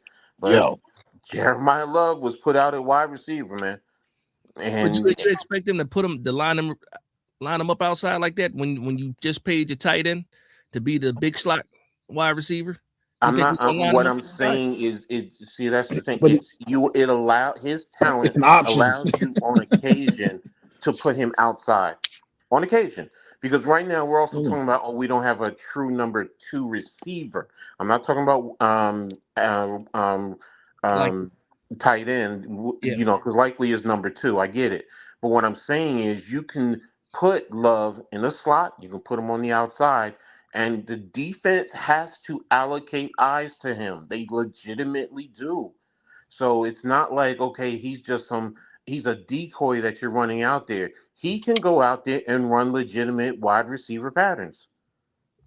So, and that's why I say, based off of the argument of, is he better than Saquon coming out of college? Just by a little bit, but it's because of that for me. Okay.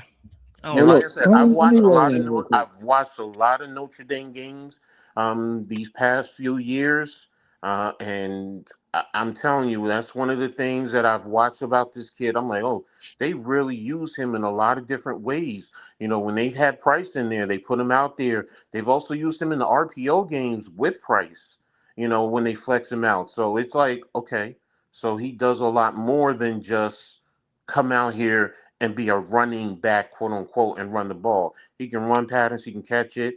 Does he need to improve his blocking? Yes. But overall, as a offensive weapon, yeah, he's for me, he's that dude. Total package. And we don't disagree often, Coach, but look, I just look at certain things, right? I look at the Big Ten, I look at the schools that certain people play, and I understand what his talent, skill set, and everything is. But prospect and talent wise, better than Saquon Barkley a little bit. I can't argue with anybody's feelings, but what I've seen, what I watched, what he would do to games, like the dominance this man had in college, it was, he's the first running back, if I'm not mistaken, in my life to be taken that high ever in life. Am I right? Okay. No. Was he? You gotta go back to the 70s. And back in the day, okay. If we're gonna do that, then I'll just stay on my thought process. Well, that's the point. So, because you said ever, that's the thing. You said ever. So all right. I was too young probably to remember all the 70 things. I think Johnny Carter was the number 2 overall pick, if I'm not mistaken. Yeah. And what happened to his life? He got his knee, and he blew his knee out in preseason, his rookie season. I don't even want to mention his name no more. I just went. That's all. I'm gonna just move forward because I love Mac. But shout out to My boy David Wilson, man, who broke his neck. One of the best running backs who never got to really play the game for the New York Giants, number 22. I don't know if y'all remember him. David Of course Wilson. we do, brother. He also tried out for the Olympics. But look, real quick, let me say something real fast, real quick, because I think y'all have misinterpreted some of my thoughts here. I'm just speaking what I feel is the real deal about Jeremiah Love, and the fact that is, I'm not gonna sit here and get mad if that's the route they ended up going and taking that man. Now, I've already said and made it clear. I mean that I'm Team Sonny Styles. That's my guy at 5, point blank and period. That's what I want. But would I get bent out of shape if we took a player with the kind of talent of Jeremiah Love? I'm just not, because I know what he's going to bring to the table, and I know that look, I feel like I do agree with that one comment a little bit, that this team is a little bit in a better position. It's definitely going to be a better coach football team to take on somebody like Jeremiah Love. Now, like I said, that's not my first choice at number 5. If my other options like Sonny Styles and Caleb Downs are still available, you know what I mean? Which I would like to assume at least one of them is going to be. But I'm just saying, I'm not going to be bent out of shape if they went and took Jeremiah Love too, because that kind of talent, you just can't. Sometimes you got to keep that option open when you got a player that's that talented, man. Sometimes you just got to. You can't just ignore it and just say, well, we don't need a running back. Because, we're not, that's not a big need for this team right now. But sometimes you just got to, you got to, was first overall. Do sometimes. Who? O.J. Simpson was the first overall pick. Okay. Listen, I won't cry if we draft Jeremiah Love, but I ain't gonna sit here and say I'm gonna be happy. I'd be a little do? perplexed too, depending what the draft board look like. I'd be a little perplexed too. This is what I'm doing. I'm gonna be like this. What the hell we gonna do at 37? Like, as soon as that pick is in, and they say, Jeremiah Love is a Giant, I'm not even thinking about it no more. I'm thinking about what we're gonna do at 37, because now we got some ground to make up in this draft after that, because we only got 37, and then we don't pick again to 105. And all I can think of is all of the linebackers, all of the cornerbacks, all of the offensive line, all of the tackles that will be gone by the time we pick at 105. That's what I'm thinking about, man. And again, nobody here right now talking this past season took their hat off their head, balled it up, and threw it at the TV because we couldn't score any points. Because we was damn sure scoring points, we was damn sure running the ball, and we were 5th, top 5 rushing defense in the league. That surprised me. I didn't even think it was that good. Oh, you mean rushing we offense? Did grab our hats, ball them up, and throw them at the TV because we let Dallas do something to us at the end of the game. We let Denver do something to us after we put the pause on them for 3.5 quarters. We hung around with the Chiefs. They forget about that game, the Chiefs game. That was an 8-point game. All we had to do was stop them one more time, and maybe we can do something on offense. But yeah, man, I agree with y'all, man. I hear you. We couldn't stop the other thing for the Commanders. Dash. Scoring. Don't forget the Commanders game. What we talking about? It's just that sometimes. You know what I mean? Stop. He's that wild card. He's that option out there offensively where it's just like, damn. Oh, he's gonna put some points on the board. He'll put Do some we points. Pass this guy up? But I hear you, and I agree with you. Like you said, it ain't, to me, our offense right now, as it's set right now on paper, I feel like can go out there and compete with damn near anybody right now, just as it is on paper right now. With a healthy Malik Neighbors? Oh, absolutely. But and I definitely I want to get this defense fixed. I'm with y'all on that. You ain't got to twist my arm. You ain't got to convince me. I need Dex to get in shape too. I want this defense to I just want them to get healthy, Dash. The biggest thing defensively, the biggest issues I think are gone because it's coaching. I really think the coaching will help this team immensely from the head coach all the way down. Y'all are hitting on the points offensively. We've questioned defensively what we are doing. Why are we playing so far off? Why are we playing so soft in certain situations instead of, at times, go get the quarterback, put the pressure, make him on 3rd and longs, get the ball out quickly, and then rally to the ball. Some of the basic football principles you learned back in high school. Rattle him, force him to throw an air and throw and go get it. And it's shit. And that's coaching. You can look at our number 3 overall pick last year, Abdul Carter. Look at him with Shane Bourne. Look at him without Shane Bourne. The difference was night and day, man. Like it was night and day. Exactly. So to me, that's what I'm looking for. I'm looking to see what the defensive coaching staff, what they're going to do, what they're implementing, what their schemes are. And then from there, what are your adjustments, the game situation? We have a head coach who knows how to manage game situations, where you had a Napoleon type of character who, you know what, it really was all about him. It really was. It wasn't about the team. It was all about what he believes the game of football is and all this and that, and being passive and offensively 3rd and 1s and 4th and 1s, and you going spread. Never mind. He's gone. I don't want to go back to him. He's gone. You know what's crazy? I just noticed something, man.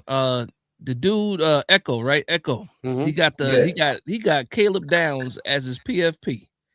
Yeah. But a couple of comments ago, he said the Giants can't take a linebacker or a safety at 5. But you got that man as your profile pick, brother. What are we talking about? Why can't they? I'm wondering why they can't take a linebacker or a safety at 5. I'm curious about that. That's the whole positional value argument that people have. Wait a minute. Echo, let's get right. Hold on for a minute. Let us not forget, and let us quickly remember who our new 180 game winning, 2 Super Bowl winning head coaches in this league. One Super Bowl. Oh, one Super Bowl win. Bellick won that other one. Okay. Yeah, Billick, whatever his name was. Yeah. See, we don't even remember his name. Yeah. But let's talk about who he is. We all know he is a defensive, gridiron, blue chip, angry ass, defensive-minded head coach, right? So please, for the life of everybody and the resurrection of Jesus Christ, do not say to me that he will not pick a safety or linebacker at 5. Please don't do that. Okay, so there you go. Maybe it wasn't Echo. I thought Echo was the one that said it. If I'm wrong, I apologize. He said he wants Styles, Downs, or O-line, but I believe he impacts on. Okay. Now again, for me it's somebody got to mute themselves. We can't hear. I think that's Mac moving. Oh, sorry, Mac. Oh, I forgot. My fault. I thought I was on my phone. Now, again, just so I'm clear, I do believe that Jeremiah Love is the best prospect in the draft. Like, I really do believe that. And like I said, I wouldn't say that he wouldn't impact the team, because I think he absolutely would. But again, my issue is this, man. When we look at some of the best running backs out there, outside of the Saquon Barkley going to the Philadelphia Eagles, where they were actually a running back away from doing something. I'm watching McCaffrey with the 49ers, as good as he can play, almost a MVP, ain't getting you over the hump. You, like Derrick Henry all those years in Tennessee, ain't getting you over the hump. But what does? Defense. That's it. To your point, you said it earlier, E, the defense of the Seattle Seahawks. I can't name 5 guys on that offense outside of Smith and Jigba. Right. I can't. Who else is Kenneth Walker? I only know him because he damn near got the MVP. Well, he did get the Super Bowl MVP, but prior to that, he was injured. What got him? That defense, you couldn't move an inch on that field with that defense. That's what I want, man. That's what I want. And Dash, to your point, I want that old thing back. Who in life, for real, in life would have said before the season started, Sam Darnold and the Seattle Seahawks is winning the Super Bowl? Oh, man. True. And whoever made that bet, God bless his mind. That's another thing too. Ric Flair on him. When you look at the Patriots, you had Drake May have a fantastic sophomore season. he got into the playoffs and he was trash in the playoffs. But Yes, that damn Patriots defense carried his ass all the way to the Super Bowl. That and the weather too. The weather helped him. But then you look at the Houston Texans. Damn, if Stroud could just get it together for a drive or two, they probably make it to the Super Bowl because that defense was so dominant. The Denver Broncos. well, yeah, the Denver Broncos. Broncos. They would have been in the bowl if Bo Nix was playing in that championship Beats game. by Dre on the Broncos for 3.5 quarters. That game still hurts my feelings to this day. Yeah, that shit was horrible. But yeah, I want like Lou said, I want the old thing back.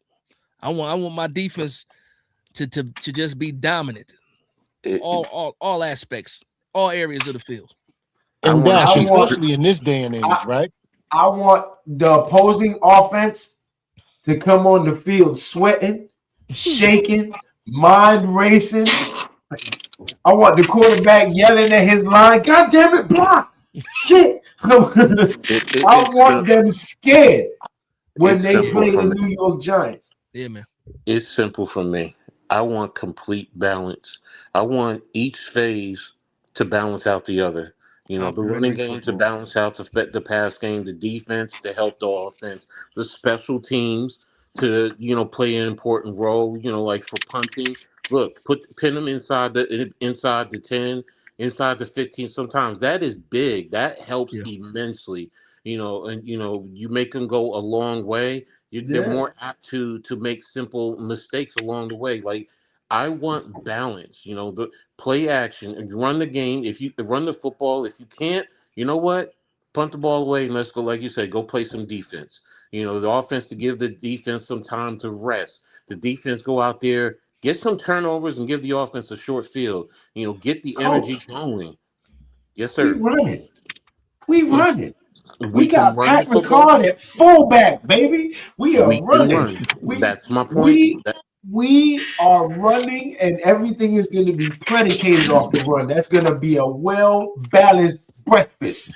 You heard me? You see, that's one of E' favorite sayings. That's a well-balanced breakfast over there. That's one of my favorite sayings. Y'all been hearing me talk like that for years. Of the day. Y'all been here. That's the special. You understand me? We got a kicker. Let's talk about it, fellas. We here tonight. We got a Pro Bowl kicker. If we can get the defense to be a well-balanced lunch, most important, and the special teams to be a well-balanced dinner, now we've got a fully balanced diet going on. We got a 5-star restaurant. That's what it is. Michelin star. Yo, let's get it. Listen, fellas, I don't know about you guys, man, but this is possibly one of the most exciting seasons for me in the last 13, 14 years, man. For real. I don't even want to argue with nobody. You know what I'm saying? Somebody say something crazy. You got it, brother. September 12th, 2026. We'll talk about it then. I'm telling you this right now. 11-6. I got smoke for the Tennessee Titans. Yeah, we all do. The way they going at it this offseason, and we ain't even get to the schedule release. We ain't even get to the draft. Them game one. Reckless. I want them game one. You know why I don't want them game one? Because I don't know when Malik gonna be back 100%. I want Malik back 100% before we play them because I plan on talking crazy. Reckless.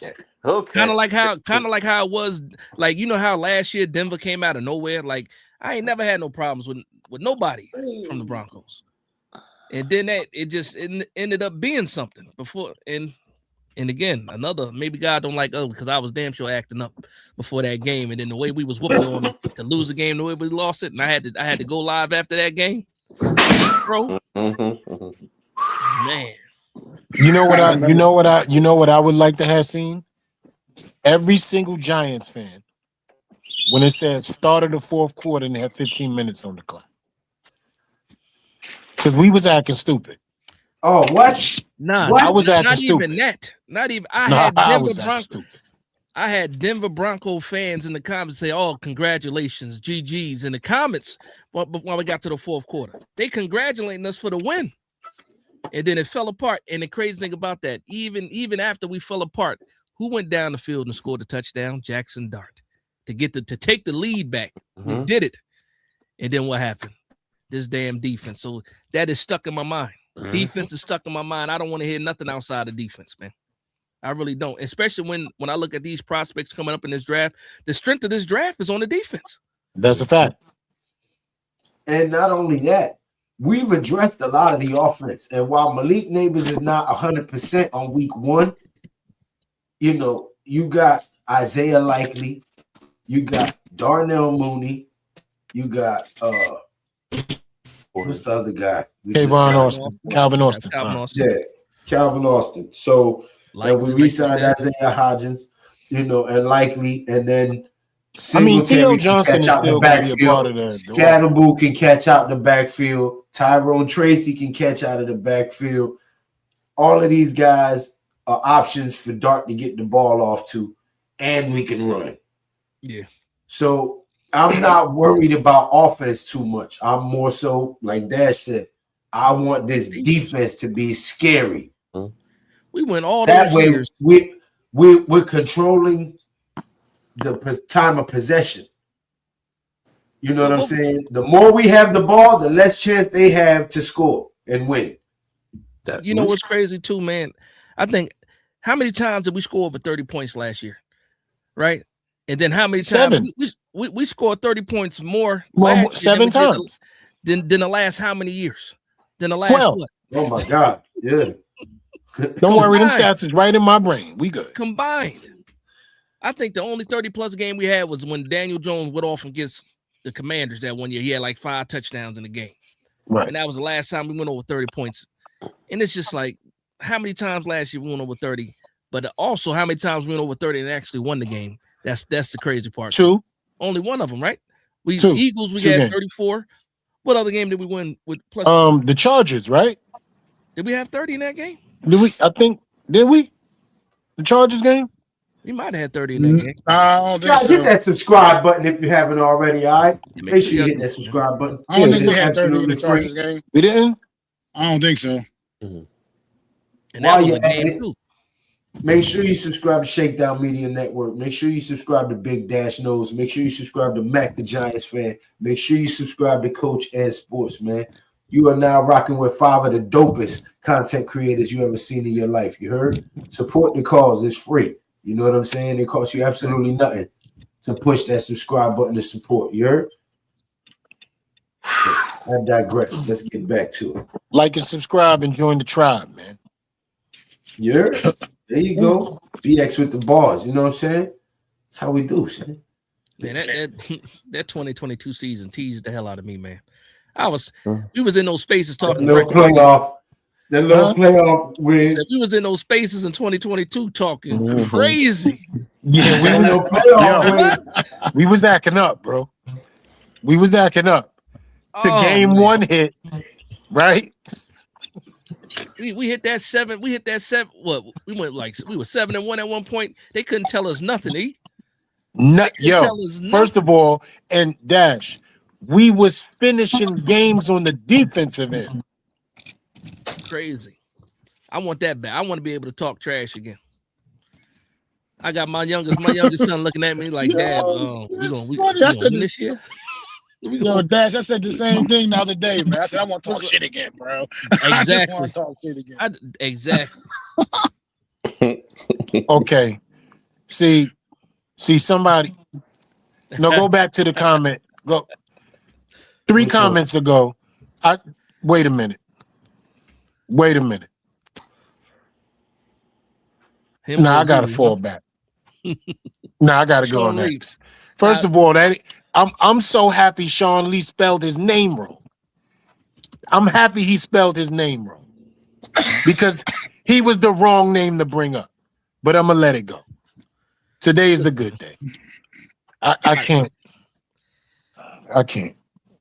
You know what? Evan Neal got some strong black grandmothers praying for him, because that's the only reason why he on this team. He got some Southern women praying for him for sure. I don't know how he did it. Joshua Azudu, I don't know how he ended up back on this team. But listen, listen. If they can make them better, then fine. I'll take it. Dash. I don't believe it at all. Can I ask you a question, Dash? What's up, man? Have you ever seen a number 7 overall camp body? Because that's exactly what's popping right now. And I think y'all need to really think about what I just said. I'm gonna let that no kick guaranteed in. money. No guaranteed money. I'm gonna let that kick in. He is first he number 7 role, overall pick camp body.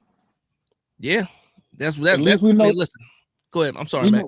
I said, well, at least we know for certain and for sure this is his last chance, point blank and period. So if he can't get it right now, then and I think it's not even just his New York Giants future over. I think his career in NFL is over. Yeah, I think this is it. a wrap. Period. Mac, absolutely.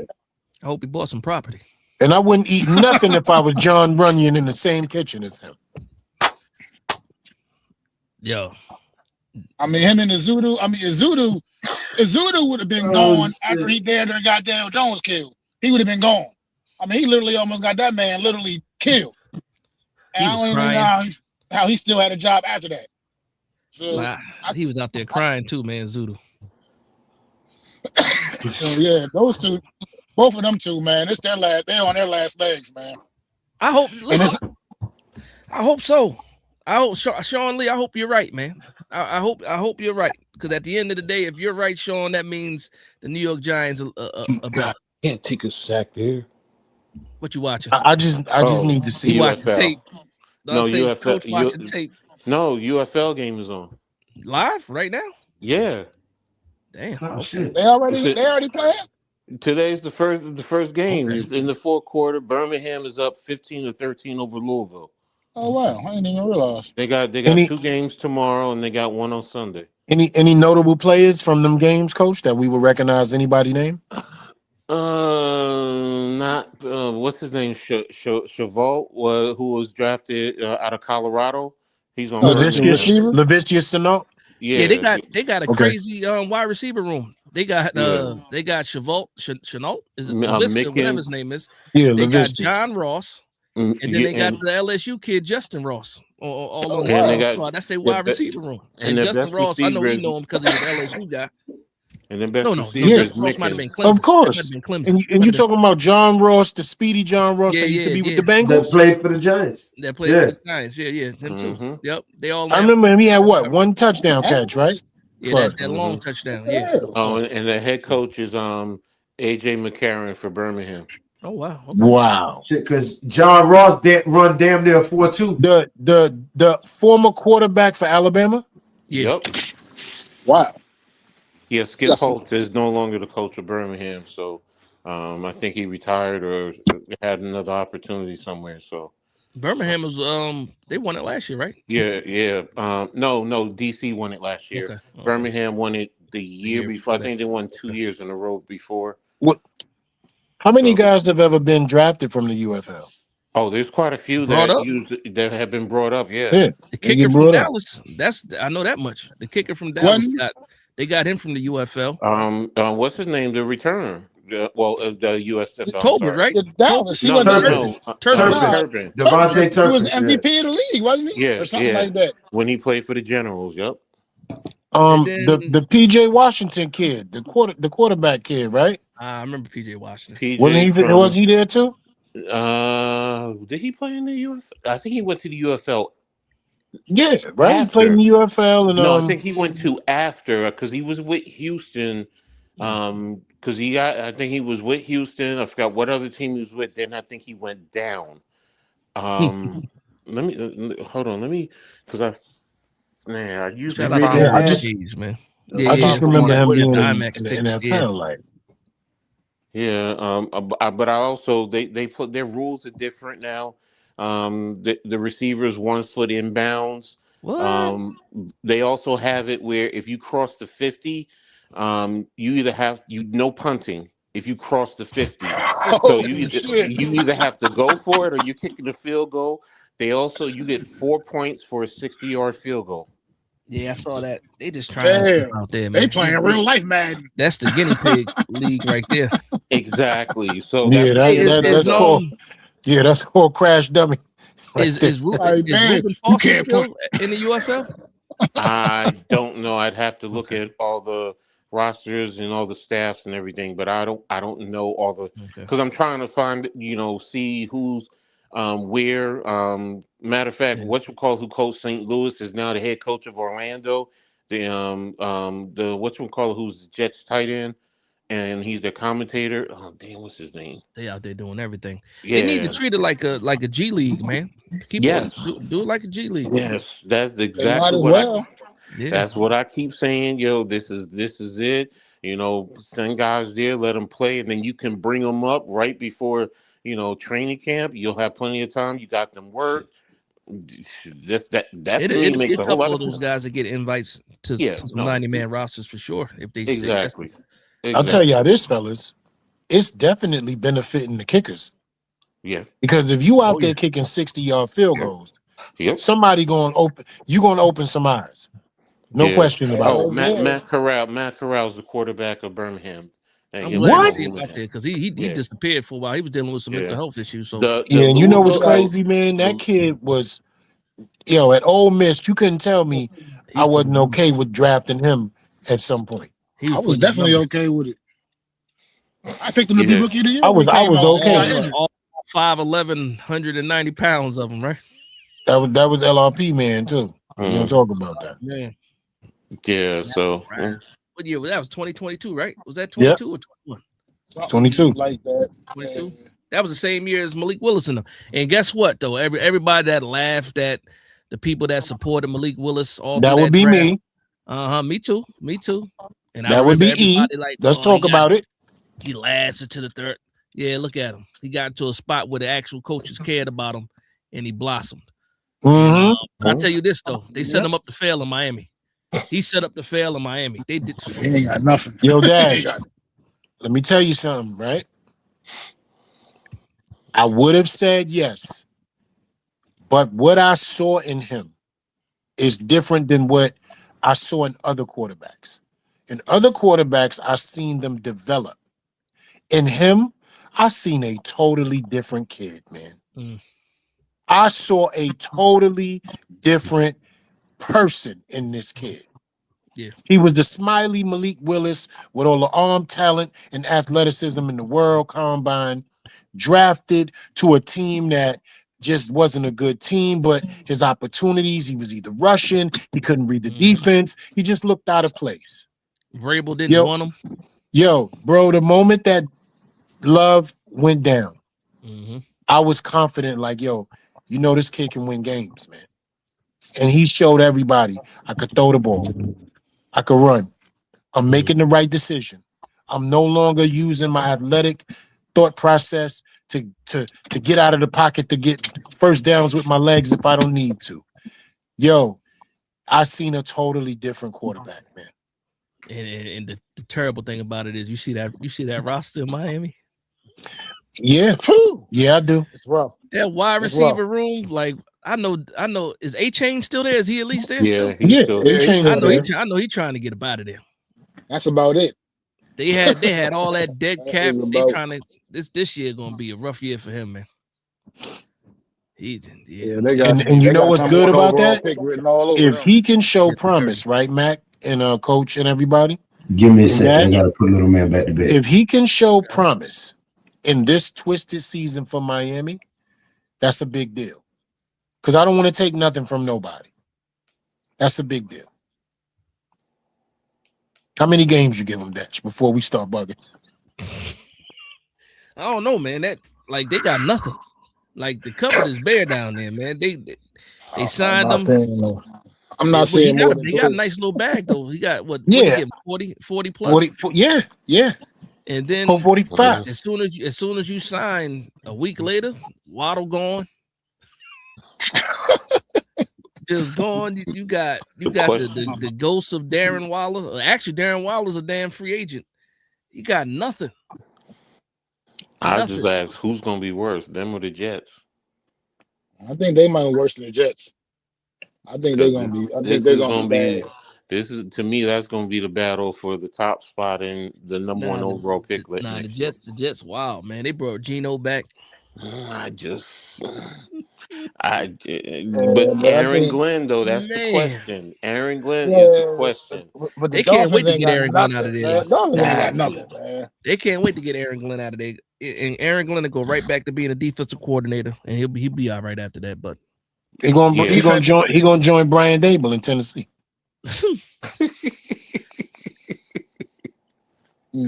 Yo, that'd be wild. The two former head coaches of the Jets and the former head coach. That's what I'm trying to. That's why I said it. He can't go. He got a full head of hair, sharp hairline. He can't go down there in Tennessee. It's all the ball. It's all ball coaches down there. They'll be jealous of him. I'll tell you what. I like that one. After this year with the Jets, we're gonna start seeing that Sherman Hemsley. The stress. Watch, is going watch, bro. Watch. That's going to thin out. Yo, I'm telling you right now. I've never seen somebody just switch on a whole fan base switch on. Well, they wasn't all in on it anyway when they got him. But man, they started. The way they switched up on him is crazy. Yo, that disrespect when he started walking. Remember that meme when he was walking? Yeah. I couldn't stop. They couldn't stop showing that, bro. Man, this gonna be an exciting season though. Hopefully. It is, man, and I'm excited for it. Yeah. Yo, did y'all hear that? Training camp. Yeah. Oh, I'm sorry. Because y'all know normally I'm out there for the draft. If I'm not at the actual draft, I'm at MetLife for the draft. Yeah. Yo, you know they're not even having the draft at MetLife this year, right? Well, they shut it down like that? It's because of soccer construction. Oh yeah. They're in West Virginia. Yeah. I'm gonna be honest with you. I like that. I like it too. That as soon as I heard, I said, "Damn!" Remember, you know what's crazy? And Coach, I know you like I said. I don't know if you saw it on Twitter. Like when I saw that it was West Virginia, I'm like, oh man, like Harbaugh is serious. And then people talk about, oh, it's not Harbaugh. It's because they have the World Cup. I'm like, I understand the World Cup is there, but he chose West Virginia. Exactly. World Cup didn't go to West Virginia. You could have easily gone. They could have went to the College of New Jersey and Trenton. Yeah, you could have gone up. Or they could have went back up to Newport. Yeah. They could have went back up to Newport in New York. Exactly. Going up in the mountains. No, I'm gonna tell you why they really chose it. Y'all ready? What's up? I know what's going on. I watch movies. No. Dash know where I'm about to go. You understand? Go ahead. In case for the people. In case you ain't performing, your ass ain't coming back. You understand? Evan Hill left California. In West Virginia. Doodoo left in West Virginia. You better watch out for the Hatfield and the McCoy now. Right. And they don't even look for you when you lost in West Virginia. It's a bunch of them because we already know the reputation that he has as far as tough training camps. They in the mountains. It's gonna be hot as hell. Like humidity gonna be ridiculous. They gonna come back different men. Yo, listen, all that technology, media presence, cell phones, Wi-Fi. Ain't none of that out there, bro. You know what's crazy too, man? Because just to look it up, I was just where they're gonna be at. Literally, is that big hotel and been maybe like 5 other small hotels that's out there, and already the prices. If you look up the prices to stay at these hotels in that area around the training camp, they talking, and we talking about days in motels. They want $200 a night. Just like. Yeah. I ain't paying $200 for nothing with a hard cement floor. There. They make it a day trip, I guess. You can't even do that because it's West Virginia at the end of the day. You can't leave at night. See that? You understand what I'm saying? This is what I'm talking about. This is what I'm talking about right there. You feel me? That ain't a family vacation. They call it Appalachian. The Appalachian Mountains. And ain't Dash, let me tell you something. It sound like this on the drive. What's up, fellas? Where you at, E? On my way to what? No signal. Yo. No signal. Nothing. Like that up there too. Hey, Nothing. Around all of a sudden, you ain't got no signal, nothing. Tell the Yeah. Giants, Off the grid. we'll see you when you get back. Tell all the Giants, we'll see you when you get back to MetLife. We'll Ain't nothing pinging, nothing. see you at the first preseason game. That's what we're gonna do. That's if that's where I'd go if I was a cheating husband. I'm like, yo, I'm gonna drop you my location, baby. Soon as I get in West Virginia. You see what the hotel looked like on the inside? Mm. It looked like The Shining. Oh, shit. You see? You see? Bordello of blood. And it was built. It's crazy too because they had all these former presidents that stayed there. It was like a bunker. It got a bunker underneath it and everything. It's one of those ritual type of spots. Right. And that's what I'm saying, Dash.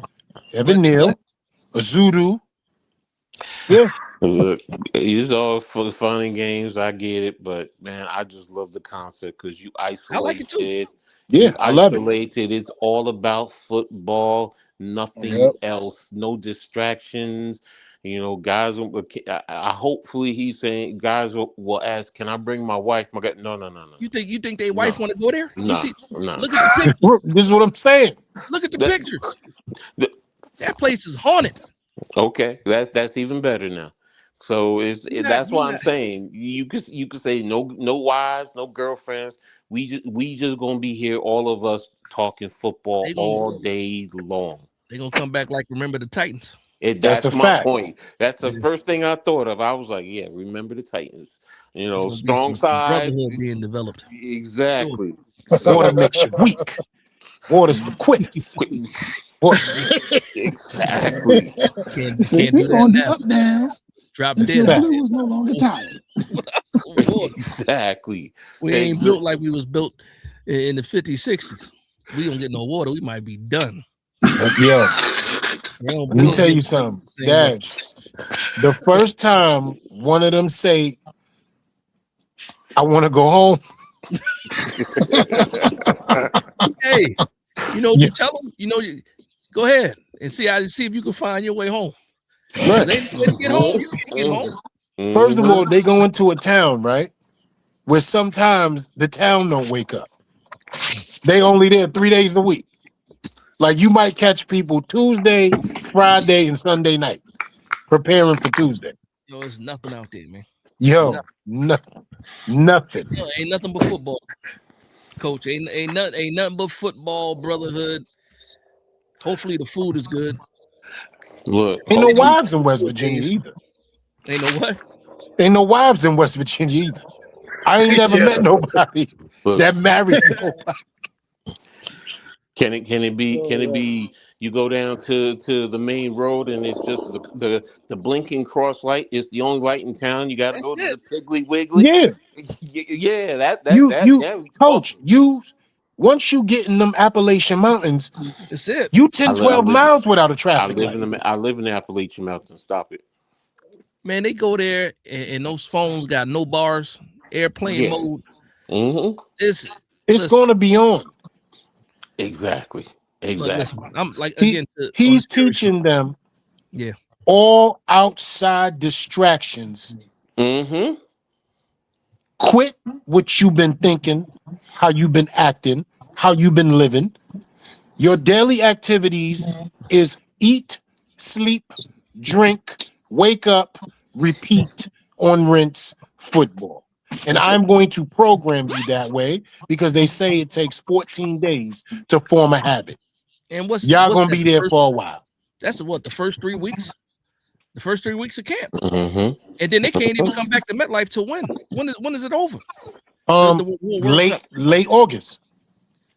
So you figure most of the preseason games, they got to go back up to West Virginia after preseason games, or will they stay on these? I think they probably gonna play them joints on the road.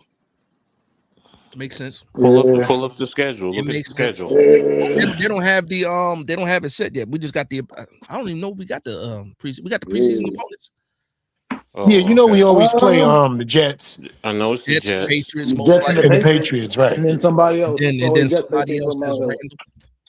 So yeah, that's all I need to see because, like you said, if the first couple of preseason games on the road, then all right, and then is the one with the Jets at home. I mean, Yeah, because that also means the Jets are not playing the preseason games there too. So, all right, cool. But all They right, could fellas, do it like I got to that. get out of here. All right, Dash. All right, Dash. Appreciate y'all, man. Yo, Lou, you already it's been a know. pleasure, my brother. I love you, man. And You already know. It's been a long good to time. see He you. ain't seen you in a Yes, while. sir. Yes, sir, brother. I'm glad that you're back. Glad Shakedown is back too.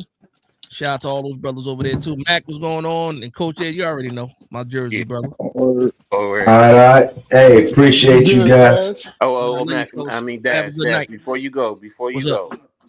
Micaiah Gordon is going to be a 5-star, and he's going to be a top recruit. Trust and believe. Jersey, Union County's on the map. I'm here for it. I'm here for it. All right, fellas. Have a good night, All man. right. Where you from? Hoboken? Who, me? Who? You from No, Union County Makai. over here. The Union County. duty Oh, mention. wait. We from Union County. Okay. Union County. If you know about Union, Elizabeth, Plainfield. Oh, I know all about that. I just was Okay, at Linden. Yeah, there you go. I'm You from know. Plainfield. He's from Union. Oh, okay. All All right. right. See? All right, man. See y'all later, man. All right, All right, Dad. brother. Peace, Dad. All right. See. Yeah, I'm from Plainfield, man. The Queen Okay. City. Listen, I know my Jersey. Yeah. I know my Jersey. I didn't know you used to live in Linden though. All right. Yeah. I went to visit my mom. She's in the Rose Hill Cemetery out there. Oh, okay. So I went to, pay some respects to Yeah. her. It's been a while since I saw her, let her know I'm doing well. And plus I'm mobile, so I wanted to make sure she knew I wasn't trying to play myself by not visiting. You know what I mean? I got you. Yeah. Gotta show Mama Dukes with she, Always. always. Yeah. Yes, sir. My grandma's buried in Jersey City. Yeah. Lots of inbreeding, in West Virginia. You know what? Let me not go too hard on West Virginia because my dad was born in West Virginia, so got to show my dad's home state, a little bit of respect, which is why. Yeah, I'm trying to tell people, man. I'm happy that the brother said that. What's his name? Greg. Yo, thank you, family. Yo, thank you, bro. I'm trying to tell him. I was saying what I was saying without saying it. But since you brought it up, let's talk about it. It's the only place on the East, get Lost Coast. Man, if y'all ever drove through West Virginia, y'all know already. Yeah. Trust me, I have. I've been to West Virginia. I have. You shooting down 81 sometimes, Listen, I've driven through West Virginia, and thank God I wasn't the driver. Okay? Because as the passenger, I was like, yo, are you sure this is where we go? And maybe I watched too many movies. But that's how I felt. I said, this is real. And let it be known. If anybody knows anything about the Appalachian Mountains, those redwoods are 30 and 40 feet high. You're not seeing over that tree line. So when it gets dark, it gets black. That's true. That's true. It does get dark up in there. It gets dark, man. And you ain't even no sunset. It's Murder Ave. I'm sorry, Coach. I didn't mean to say that. But it's once upon a time in America after 6 o'clock. Right? That's all I'm saying. No, it's definitely different out there.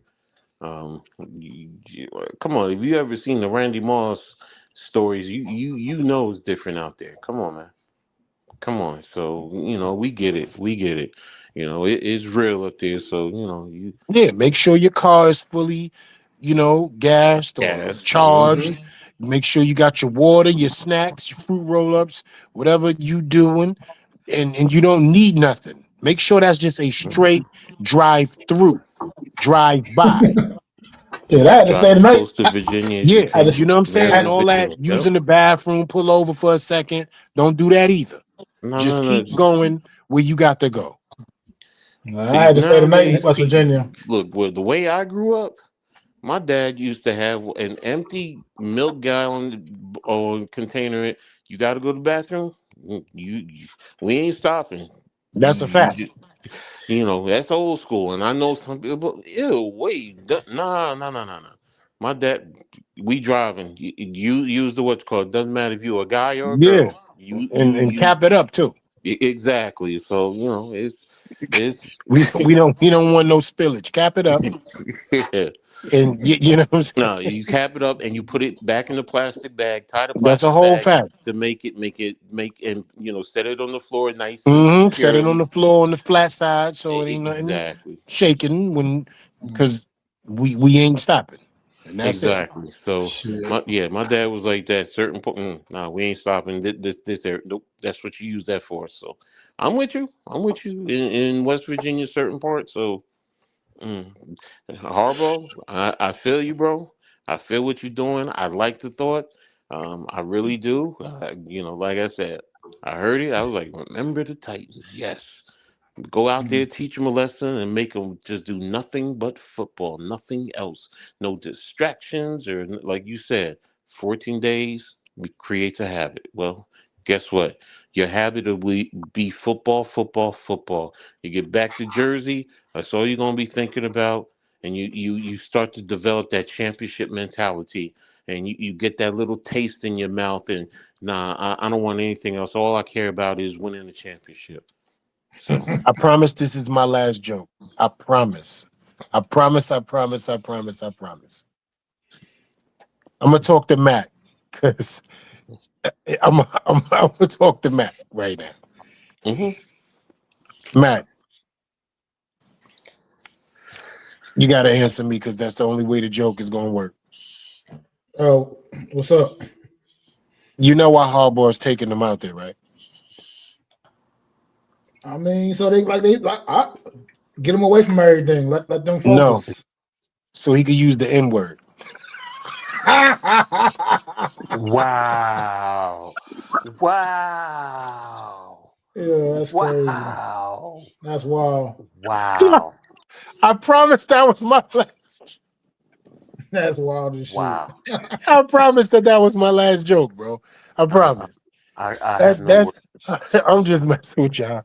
Listen, if you can't have fun, it ain't Yeah. no reason to be West live. Virginia is crazy Nah, though. I Fuck that. got you with what you're saying. Like I Nah, said, it just, I'm just happy. You know what I mean? I'm really, really happy. It's been a long time. You know, I'm proud of that.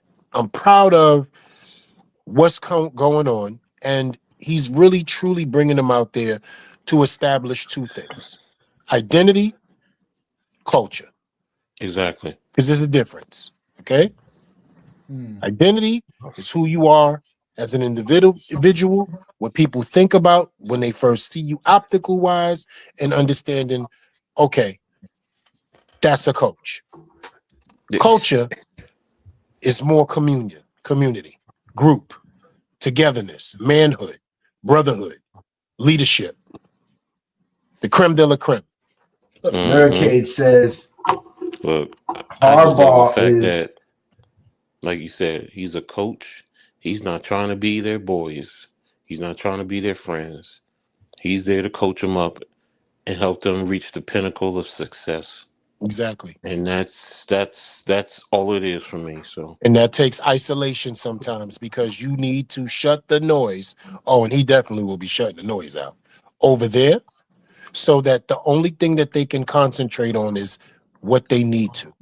And that is coming together and bonding to the point where you are bleeding for the person that's next to you. hmm And that's it. exactly. That's Hurricane all it's says about. That's what's most important. And you know, I just hope these gentlemen embrace it and really let it fester into their souls and understand um, what it is they're going to be a part of. And because you know, winning is special. We all know that.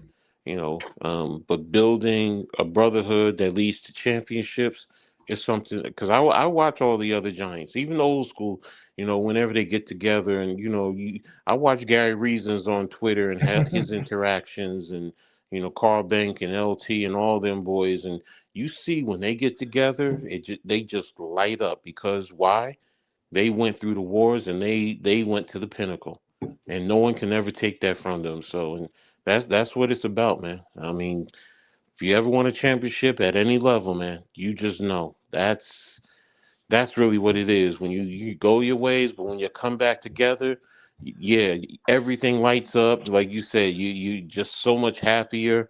Yeah. You could have so many great things going on in your life, but when you come back with your brothers, it's just different, man. It's different. It's that locker room etiquette, coach. It's Yeah. that, and that's something that we have not seen since the great TC. It's something that was established by the Bill Parcells, the Bill Belichick's, the old school Big Blue Wrecking Crew. That's what we're talking about. That's why this hat is on today. Because when Lou put the bat signal up, I said I got to come through looking like a Giants fan of old. Because this is what we want back right here. Not saying they had the colors or the name on the helmet or nothing like that. I'm just saying this is what we come from. This is what we know. This is what we fell in love with, So that old school etiquette, locker room etiquette, identity, leadership qualities. I can't wait to see these brothers mature. Like the maturity level, like a guy like Malik Neighbors, right, is going to benefit from something like this crazily. Like this is going to benefit a guy like him crazy. A guy like Scatterbo, this makes you run harder. You know what I mean? This is, and he got leaders around them. Picard, been there, done it, know what's going on. The kicker, been there, done that, know what's going on. You feel me? He got leaders in certain areas where they're like, yo, so tell me a little bit about Coach. They ready to look over and go, man, I ain't going to tell you nothing. You going to learn everything in West Virginia.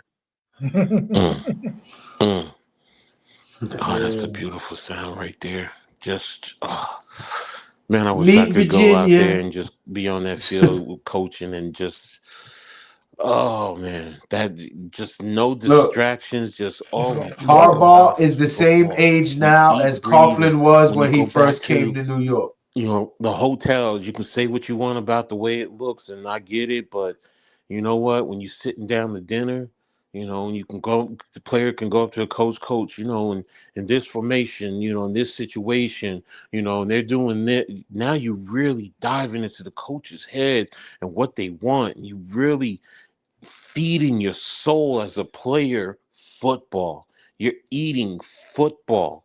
You're living football. I ain't got to worry about the wife or the girlfriend and the kids. And, they know they got to handle their handle. You can't call me right now because I'm away. It's just that simple. So, y'all got to deal with it. I'm dealing with this.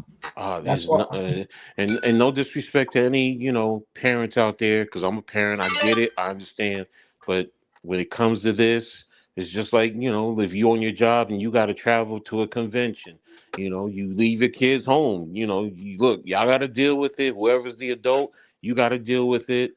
Leave me a message and I'll touch base later. But this is what I mean. You grab your oldest son and you let him know, listen, you the man of the house till I get back. Dad, I'm 3. You heard what I said? Yeah, really. So, you, like I said, just being able to be accessible to coaches and just talk football. That's it. Just talk football. Right. Oh man. Like I said, man, that this as a coach, I love stuff like that, man. I do. That's why it's smart. Take them somewhere. Back, man. Take them up to West Virginia. Let me settle down.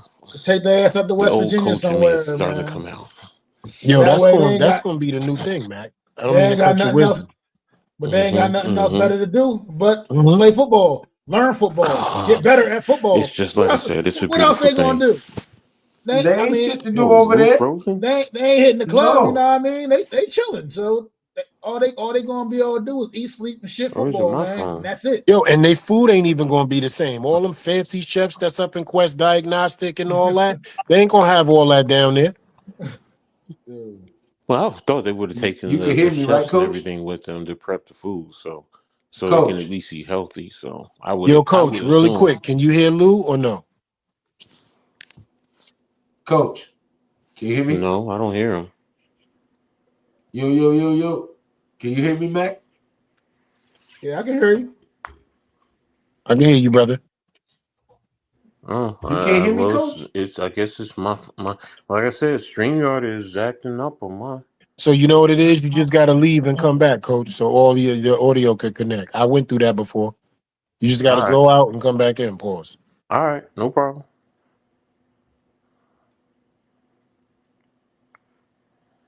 Come right back, though.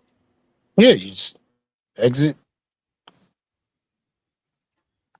Cerrado, entrada. Luricane said Harbaugh is the same age now as Kaufman was when he first came to New York. Dope. Going through West Virginia, you start to hear the saxophones getting louder. Word up.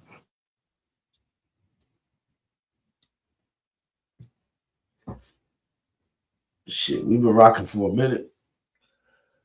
Yeah, and I drove home. I drove home from work and shit. I see. But shit, nah. So now that you here,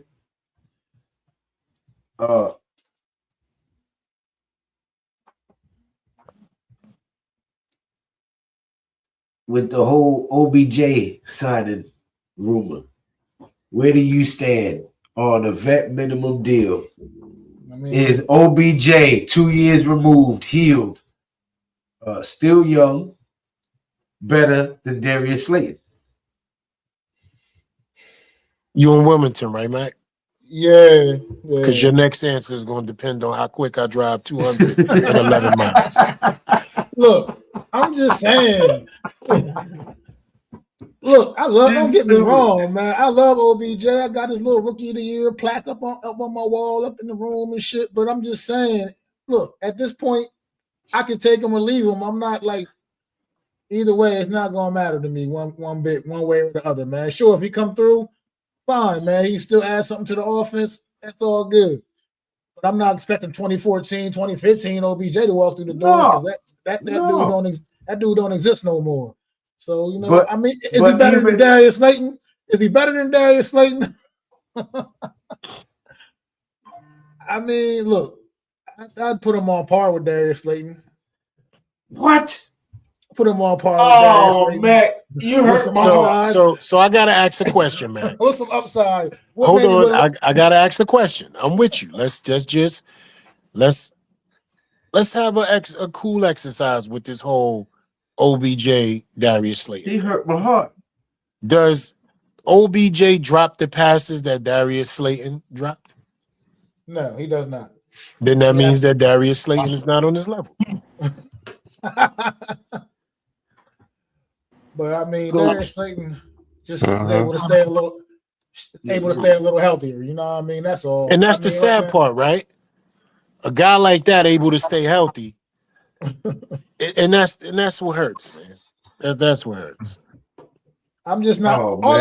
What I'm saying is, I just not like. Even if we were to get him back, I wouldn't be expecting a whole lot, to be honest. That's just my honest opinion. I'm not expecting him to be a one receiver or maybe two. Maybe a couple nice 3 or 4. Couple nice little touchdowns or something like that. You know what I mean? And you know what's crazy? That nostalgia alone is just crazy. That right there, him entering the building. Remember, Mac, when he was drafted, right? He played 4 seasons in New York. All of those kids that cut their hair and dyed it blonde was 12, 13 years old. These are 23-year-old men that's dying to come back into the stadium and say, man, I was the biggest Odell Beckham fan in the world. I still got my jersey. Look, I see 13s in the stadium now. Aside from that, right? On a vet minimum deal, on a prove it deal, you know, you add him as your 4th receiver. Say you line up in a 4 receiver set. How many DBs in the league that are the 4th corner can line up with Odell Beckham. I don't know. I'm just saying, like with Odell Beckham, to think like once you gotta think about it. Like seriously, when's the last time he was really like productive, like legitimately productive? Still, you gotta go back to The the Rams. man. The Season Rams, yeah. of the the Rams. Right. The Rams, Season of the Rams. Yeah. The Ravens, he had over 500 yards with the Ravens. As the 3 receiver. Yeah, I mean, I guess.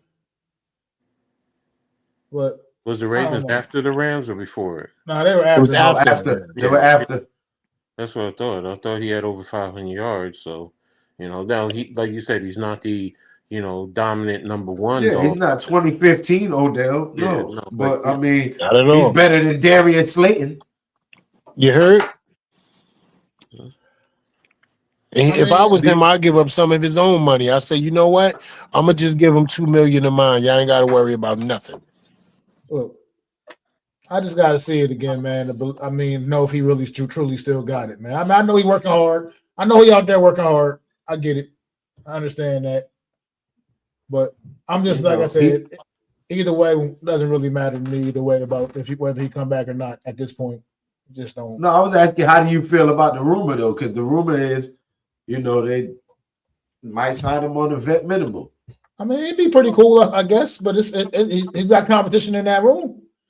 He's got some competition in the room. I'll say this: you're gonna have to give him at a vet minimum. You're gonna have to, because I think other teams will sign him for a little bit more. So money's gonna talk. Because think about it, he might end up going back to the Rams. Him, Puka, and Devontae Adams. Yep. Jesus Christ. My God. Jesus Christ. My God, man.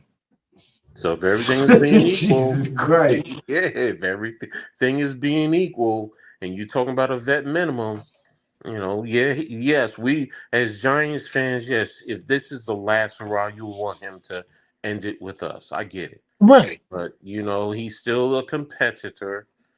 And if he wants to go out there and compete for another championship, I can't lie, man. I'm going to look at everything, because I read an article that said it's the Giants, it's the Chiefs, it's the Rams, and who was the fourth one? It was one more team that they said they think these are the best spots for him. Was it Baltimore? I think it might have been. No, I don't think it was Baltimore. I can't remember the 14, but when I saw come on home, OBJ. Yeah, and you say vet minimum, Could you imagine him going to Indianapolis? Oh no, my I can't God. Can't see him in Indianapolis personally. Oh my God. I can't. I can't. First and foremost, I'd be so sick. I'd be so sick. I mean, I get it, but maybe it's just a fan of me that doesn't want to see it. I don't want to see it. I don't want to see it. Yeah, I'd be sick. I'd be sick to my stomach.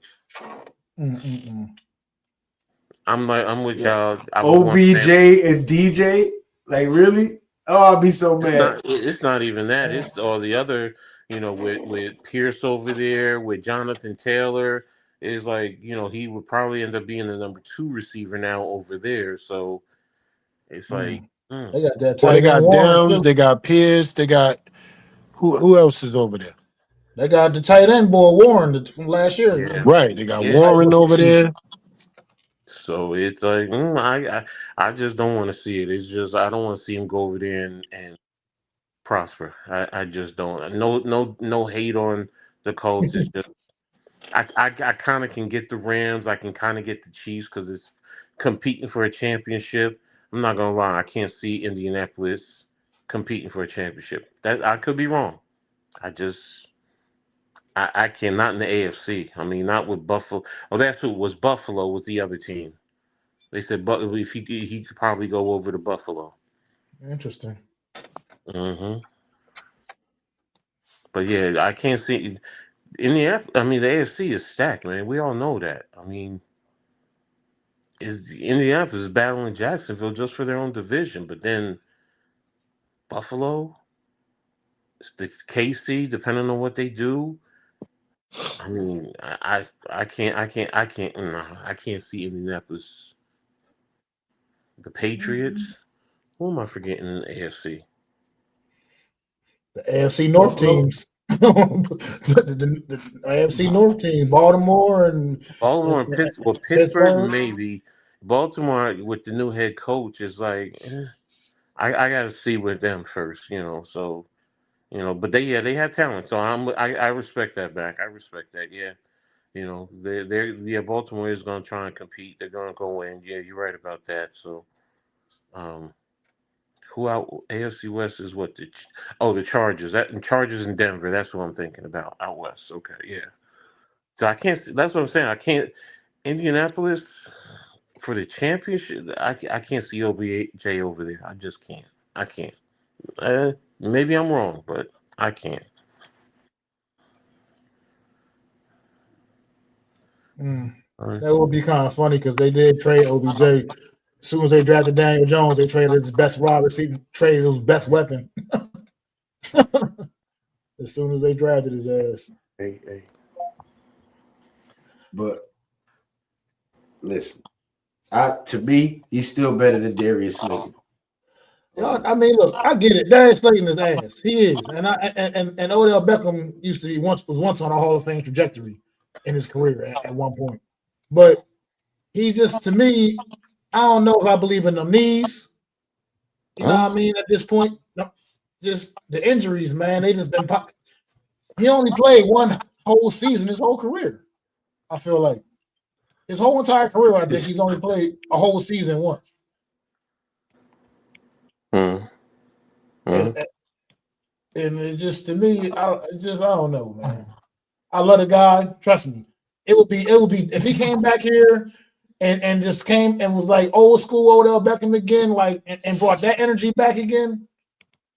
Damn right, I'd sign me up for that. But I'm just not convinced that's what we're gonna get. Anything even really that close to it. I think it's more of a nostalgic, like, yeah, bring OBJ back, more than the reality of, is this guy really that guy still? Yeah, but think of how he can help Malik Neighbors as well. Young guy, hot-headed, a lot of the similarities that OBJ had. He can help steer him clear of making some of them same mistakes, coming off of an injury, how to rehab properly, what to take seriously. You know what I mean? So it's a lot that comes with him coming aboard, along with the nostalgia. He's a vet. He's played on multiple teams. He's won a Super Bowl. You know what I mean? There's a lot that he can bring to that wide receiver room and the team overall. So, damn, son. Word? That's how you feel? Oh, no, my fault. That was, I don't know why that shit happened. That was my phone. It's a notification on my phone. My bad. Just a random coincidence. I just had it in my hand too, so it's close to the mic. This is what is that? My bad. God dang, man. Oh, man. If OBJ came here, would you consider him being his presence being not him the person? Do you consider his presence a distraction? Nah, only if he allows it to be. Yeah. I don't think he's been a distraction in his last two locations. I think he's shown a lot of maturity. No, that's what I mean. That's why I'm saying not the man, just the name being here. Yeah, I mean. Oh well, the media gonna be. Oh my God, how does it feel to be back and all of this and making a big deal out of it? But shit, I think he'd be so busy with endorsement deals being back to New York and practice and everything else that, you won't hear much from him. No, yeah, I think he's much more mature. It's just, fans, the media, like you said, everybody's always talking about him, going up to the other players. What do you think about OBJ? And what do you think? How did he do today in practice? What do you think? How is, that type of distraction? So. Yeah, but I mean, they're gonna be asking Malik Neighbors that. They're gonna be asking Jackson Dart that. They're gonna be asking Scatterboo that. So it's not like he's the one star on the team, you know, where he's just gonna get all the attention. Malik Neighbors gonna be showing out. Isaiah Likely gonna be showing out. Jackson Dart, Scatterboo, Tracy. So, you know, I don't think he's healthy to the point where he's gonna be doing back one-hand catches and all the agile stuff that he used to do to where he's gonna garner that much attention like he used to. It might be a little buzz when he first comes back, but I think it'll even out as Malik Neighbors shines, as Likely shines, as Dart does some amazing things. And I think it can grow organically together, you know. Shit, take him out to West Virginia. Let's go. I think they're going to try. They're going to try. Like the media in New York is going to try to create a distraction. To be a distraction, That's what they do. But I think he would be able to navigate that at this stage of his career where he's at now, mentally and everything. I think he would definitely be able to navigate the situation, especially being how he's already had experience dealing with the same media. You know what I mean? I think that would definitely so like I said, they'll try to do what they're going to try to do, but I feel like he made some mistakes dealing with this media, so he can help Malik Neighbors not, you know, make some of them same mistakes. And look what he's coming back as, gentlemen. Let's talk about it, right? Let's talk about the maturation process. Let's talk about him being a father now, a world champion, right? He understands what it feels like to be away from a game that he loved more than anything in the world due to injuries. He also understands what's given can be taken from you easily, right? He lost himself to injury in the biggest game of his career, where he's having the biggest game of his career. He knows what to be humble feels like, literally. He would have been the MVP of the Super Bowl that year. He would have been. This is what I'm saying. So he gets it. And at this point, coming back to a place, being around the globe a little bit, being in flashy Miami, being in cold old Baltimore, being in Cleveland, right? Being in the modern day Sodom in LA, right? He's been everywhere. So he's well traveled, and the maturity levels, if you think about it, right? We didn't hear about him having no problems in Cleveland, like bugging out or any of the things he did here. We damn sure ain't hearing about him wilding out in Baltimore, right? And he damn sure ain't had no problems when he was with the Rams. And him and Harbaugh already have a rapport. Right. Act right, get playing time, do your best, and let's not leave you in West Virginia. You know, so there's a lot of upside that comes with it. And, you know, I mean, I don't think it's a bad thing. Again, I think I'm going to keep saying this. He's better than Darius Slayton on any day. And it's tough for a third or fourth DB to guard him one-on-one, period, Facts. At the end of the day. And he sat down for 2 years. So that does a lot for an NFL veteran at his age and having to be away from the game to heal up. So he's going to have a spryness to him, a freshness to him, and just an eagerness. And we're going to see it. We're going to see it if he's in blue. But I'm just looking for the excitement, man. The nostalgia and excitement that this team is going to have around it for us as fans to finally enjoy what we've been waiting for a decade and a half almost.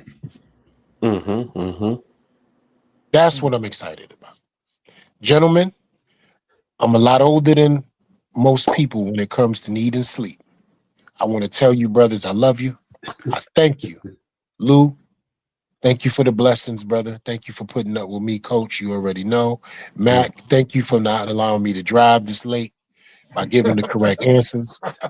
And I love you, brothers, man, and thank you for everything, man. Go Big Blue. Peace and love, man. Yeah, I know what it is, man. All right, I'll send the link out. I'll send the link out tomorrow. Hopefully you guys could join in. Second round prospects. That's it. Who will we like in the second round? So I'm talking about. Make sure y'all tap in, man. Go subscribe to Shakedown Media Network. Go subscribe to Coach Ed Sports. Make sure you go subscribe to Mac the Giants fan. And if you haven't subscribed to me already, I don't know what you got going on in your life, but you need to do so now. But peace and love, everybody, man. Thank you for rocking with me for almost 3 hours, man. I'm about to get out of here because I need sleep too. I got to work in the morning. So, All right, fellas. Everyone, All right. peace. Blessings always. peace. Hey. Man, I know Mac. I got to rush here to get here. Now they gonna end it. Well, no, I mean, it's all good. I was on there while I was driving home. On the drive home, I was still tapped in. Yeah, have a good one, man. Until next time, y'all know what it is. Peace. Hey.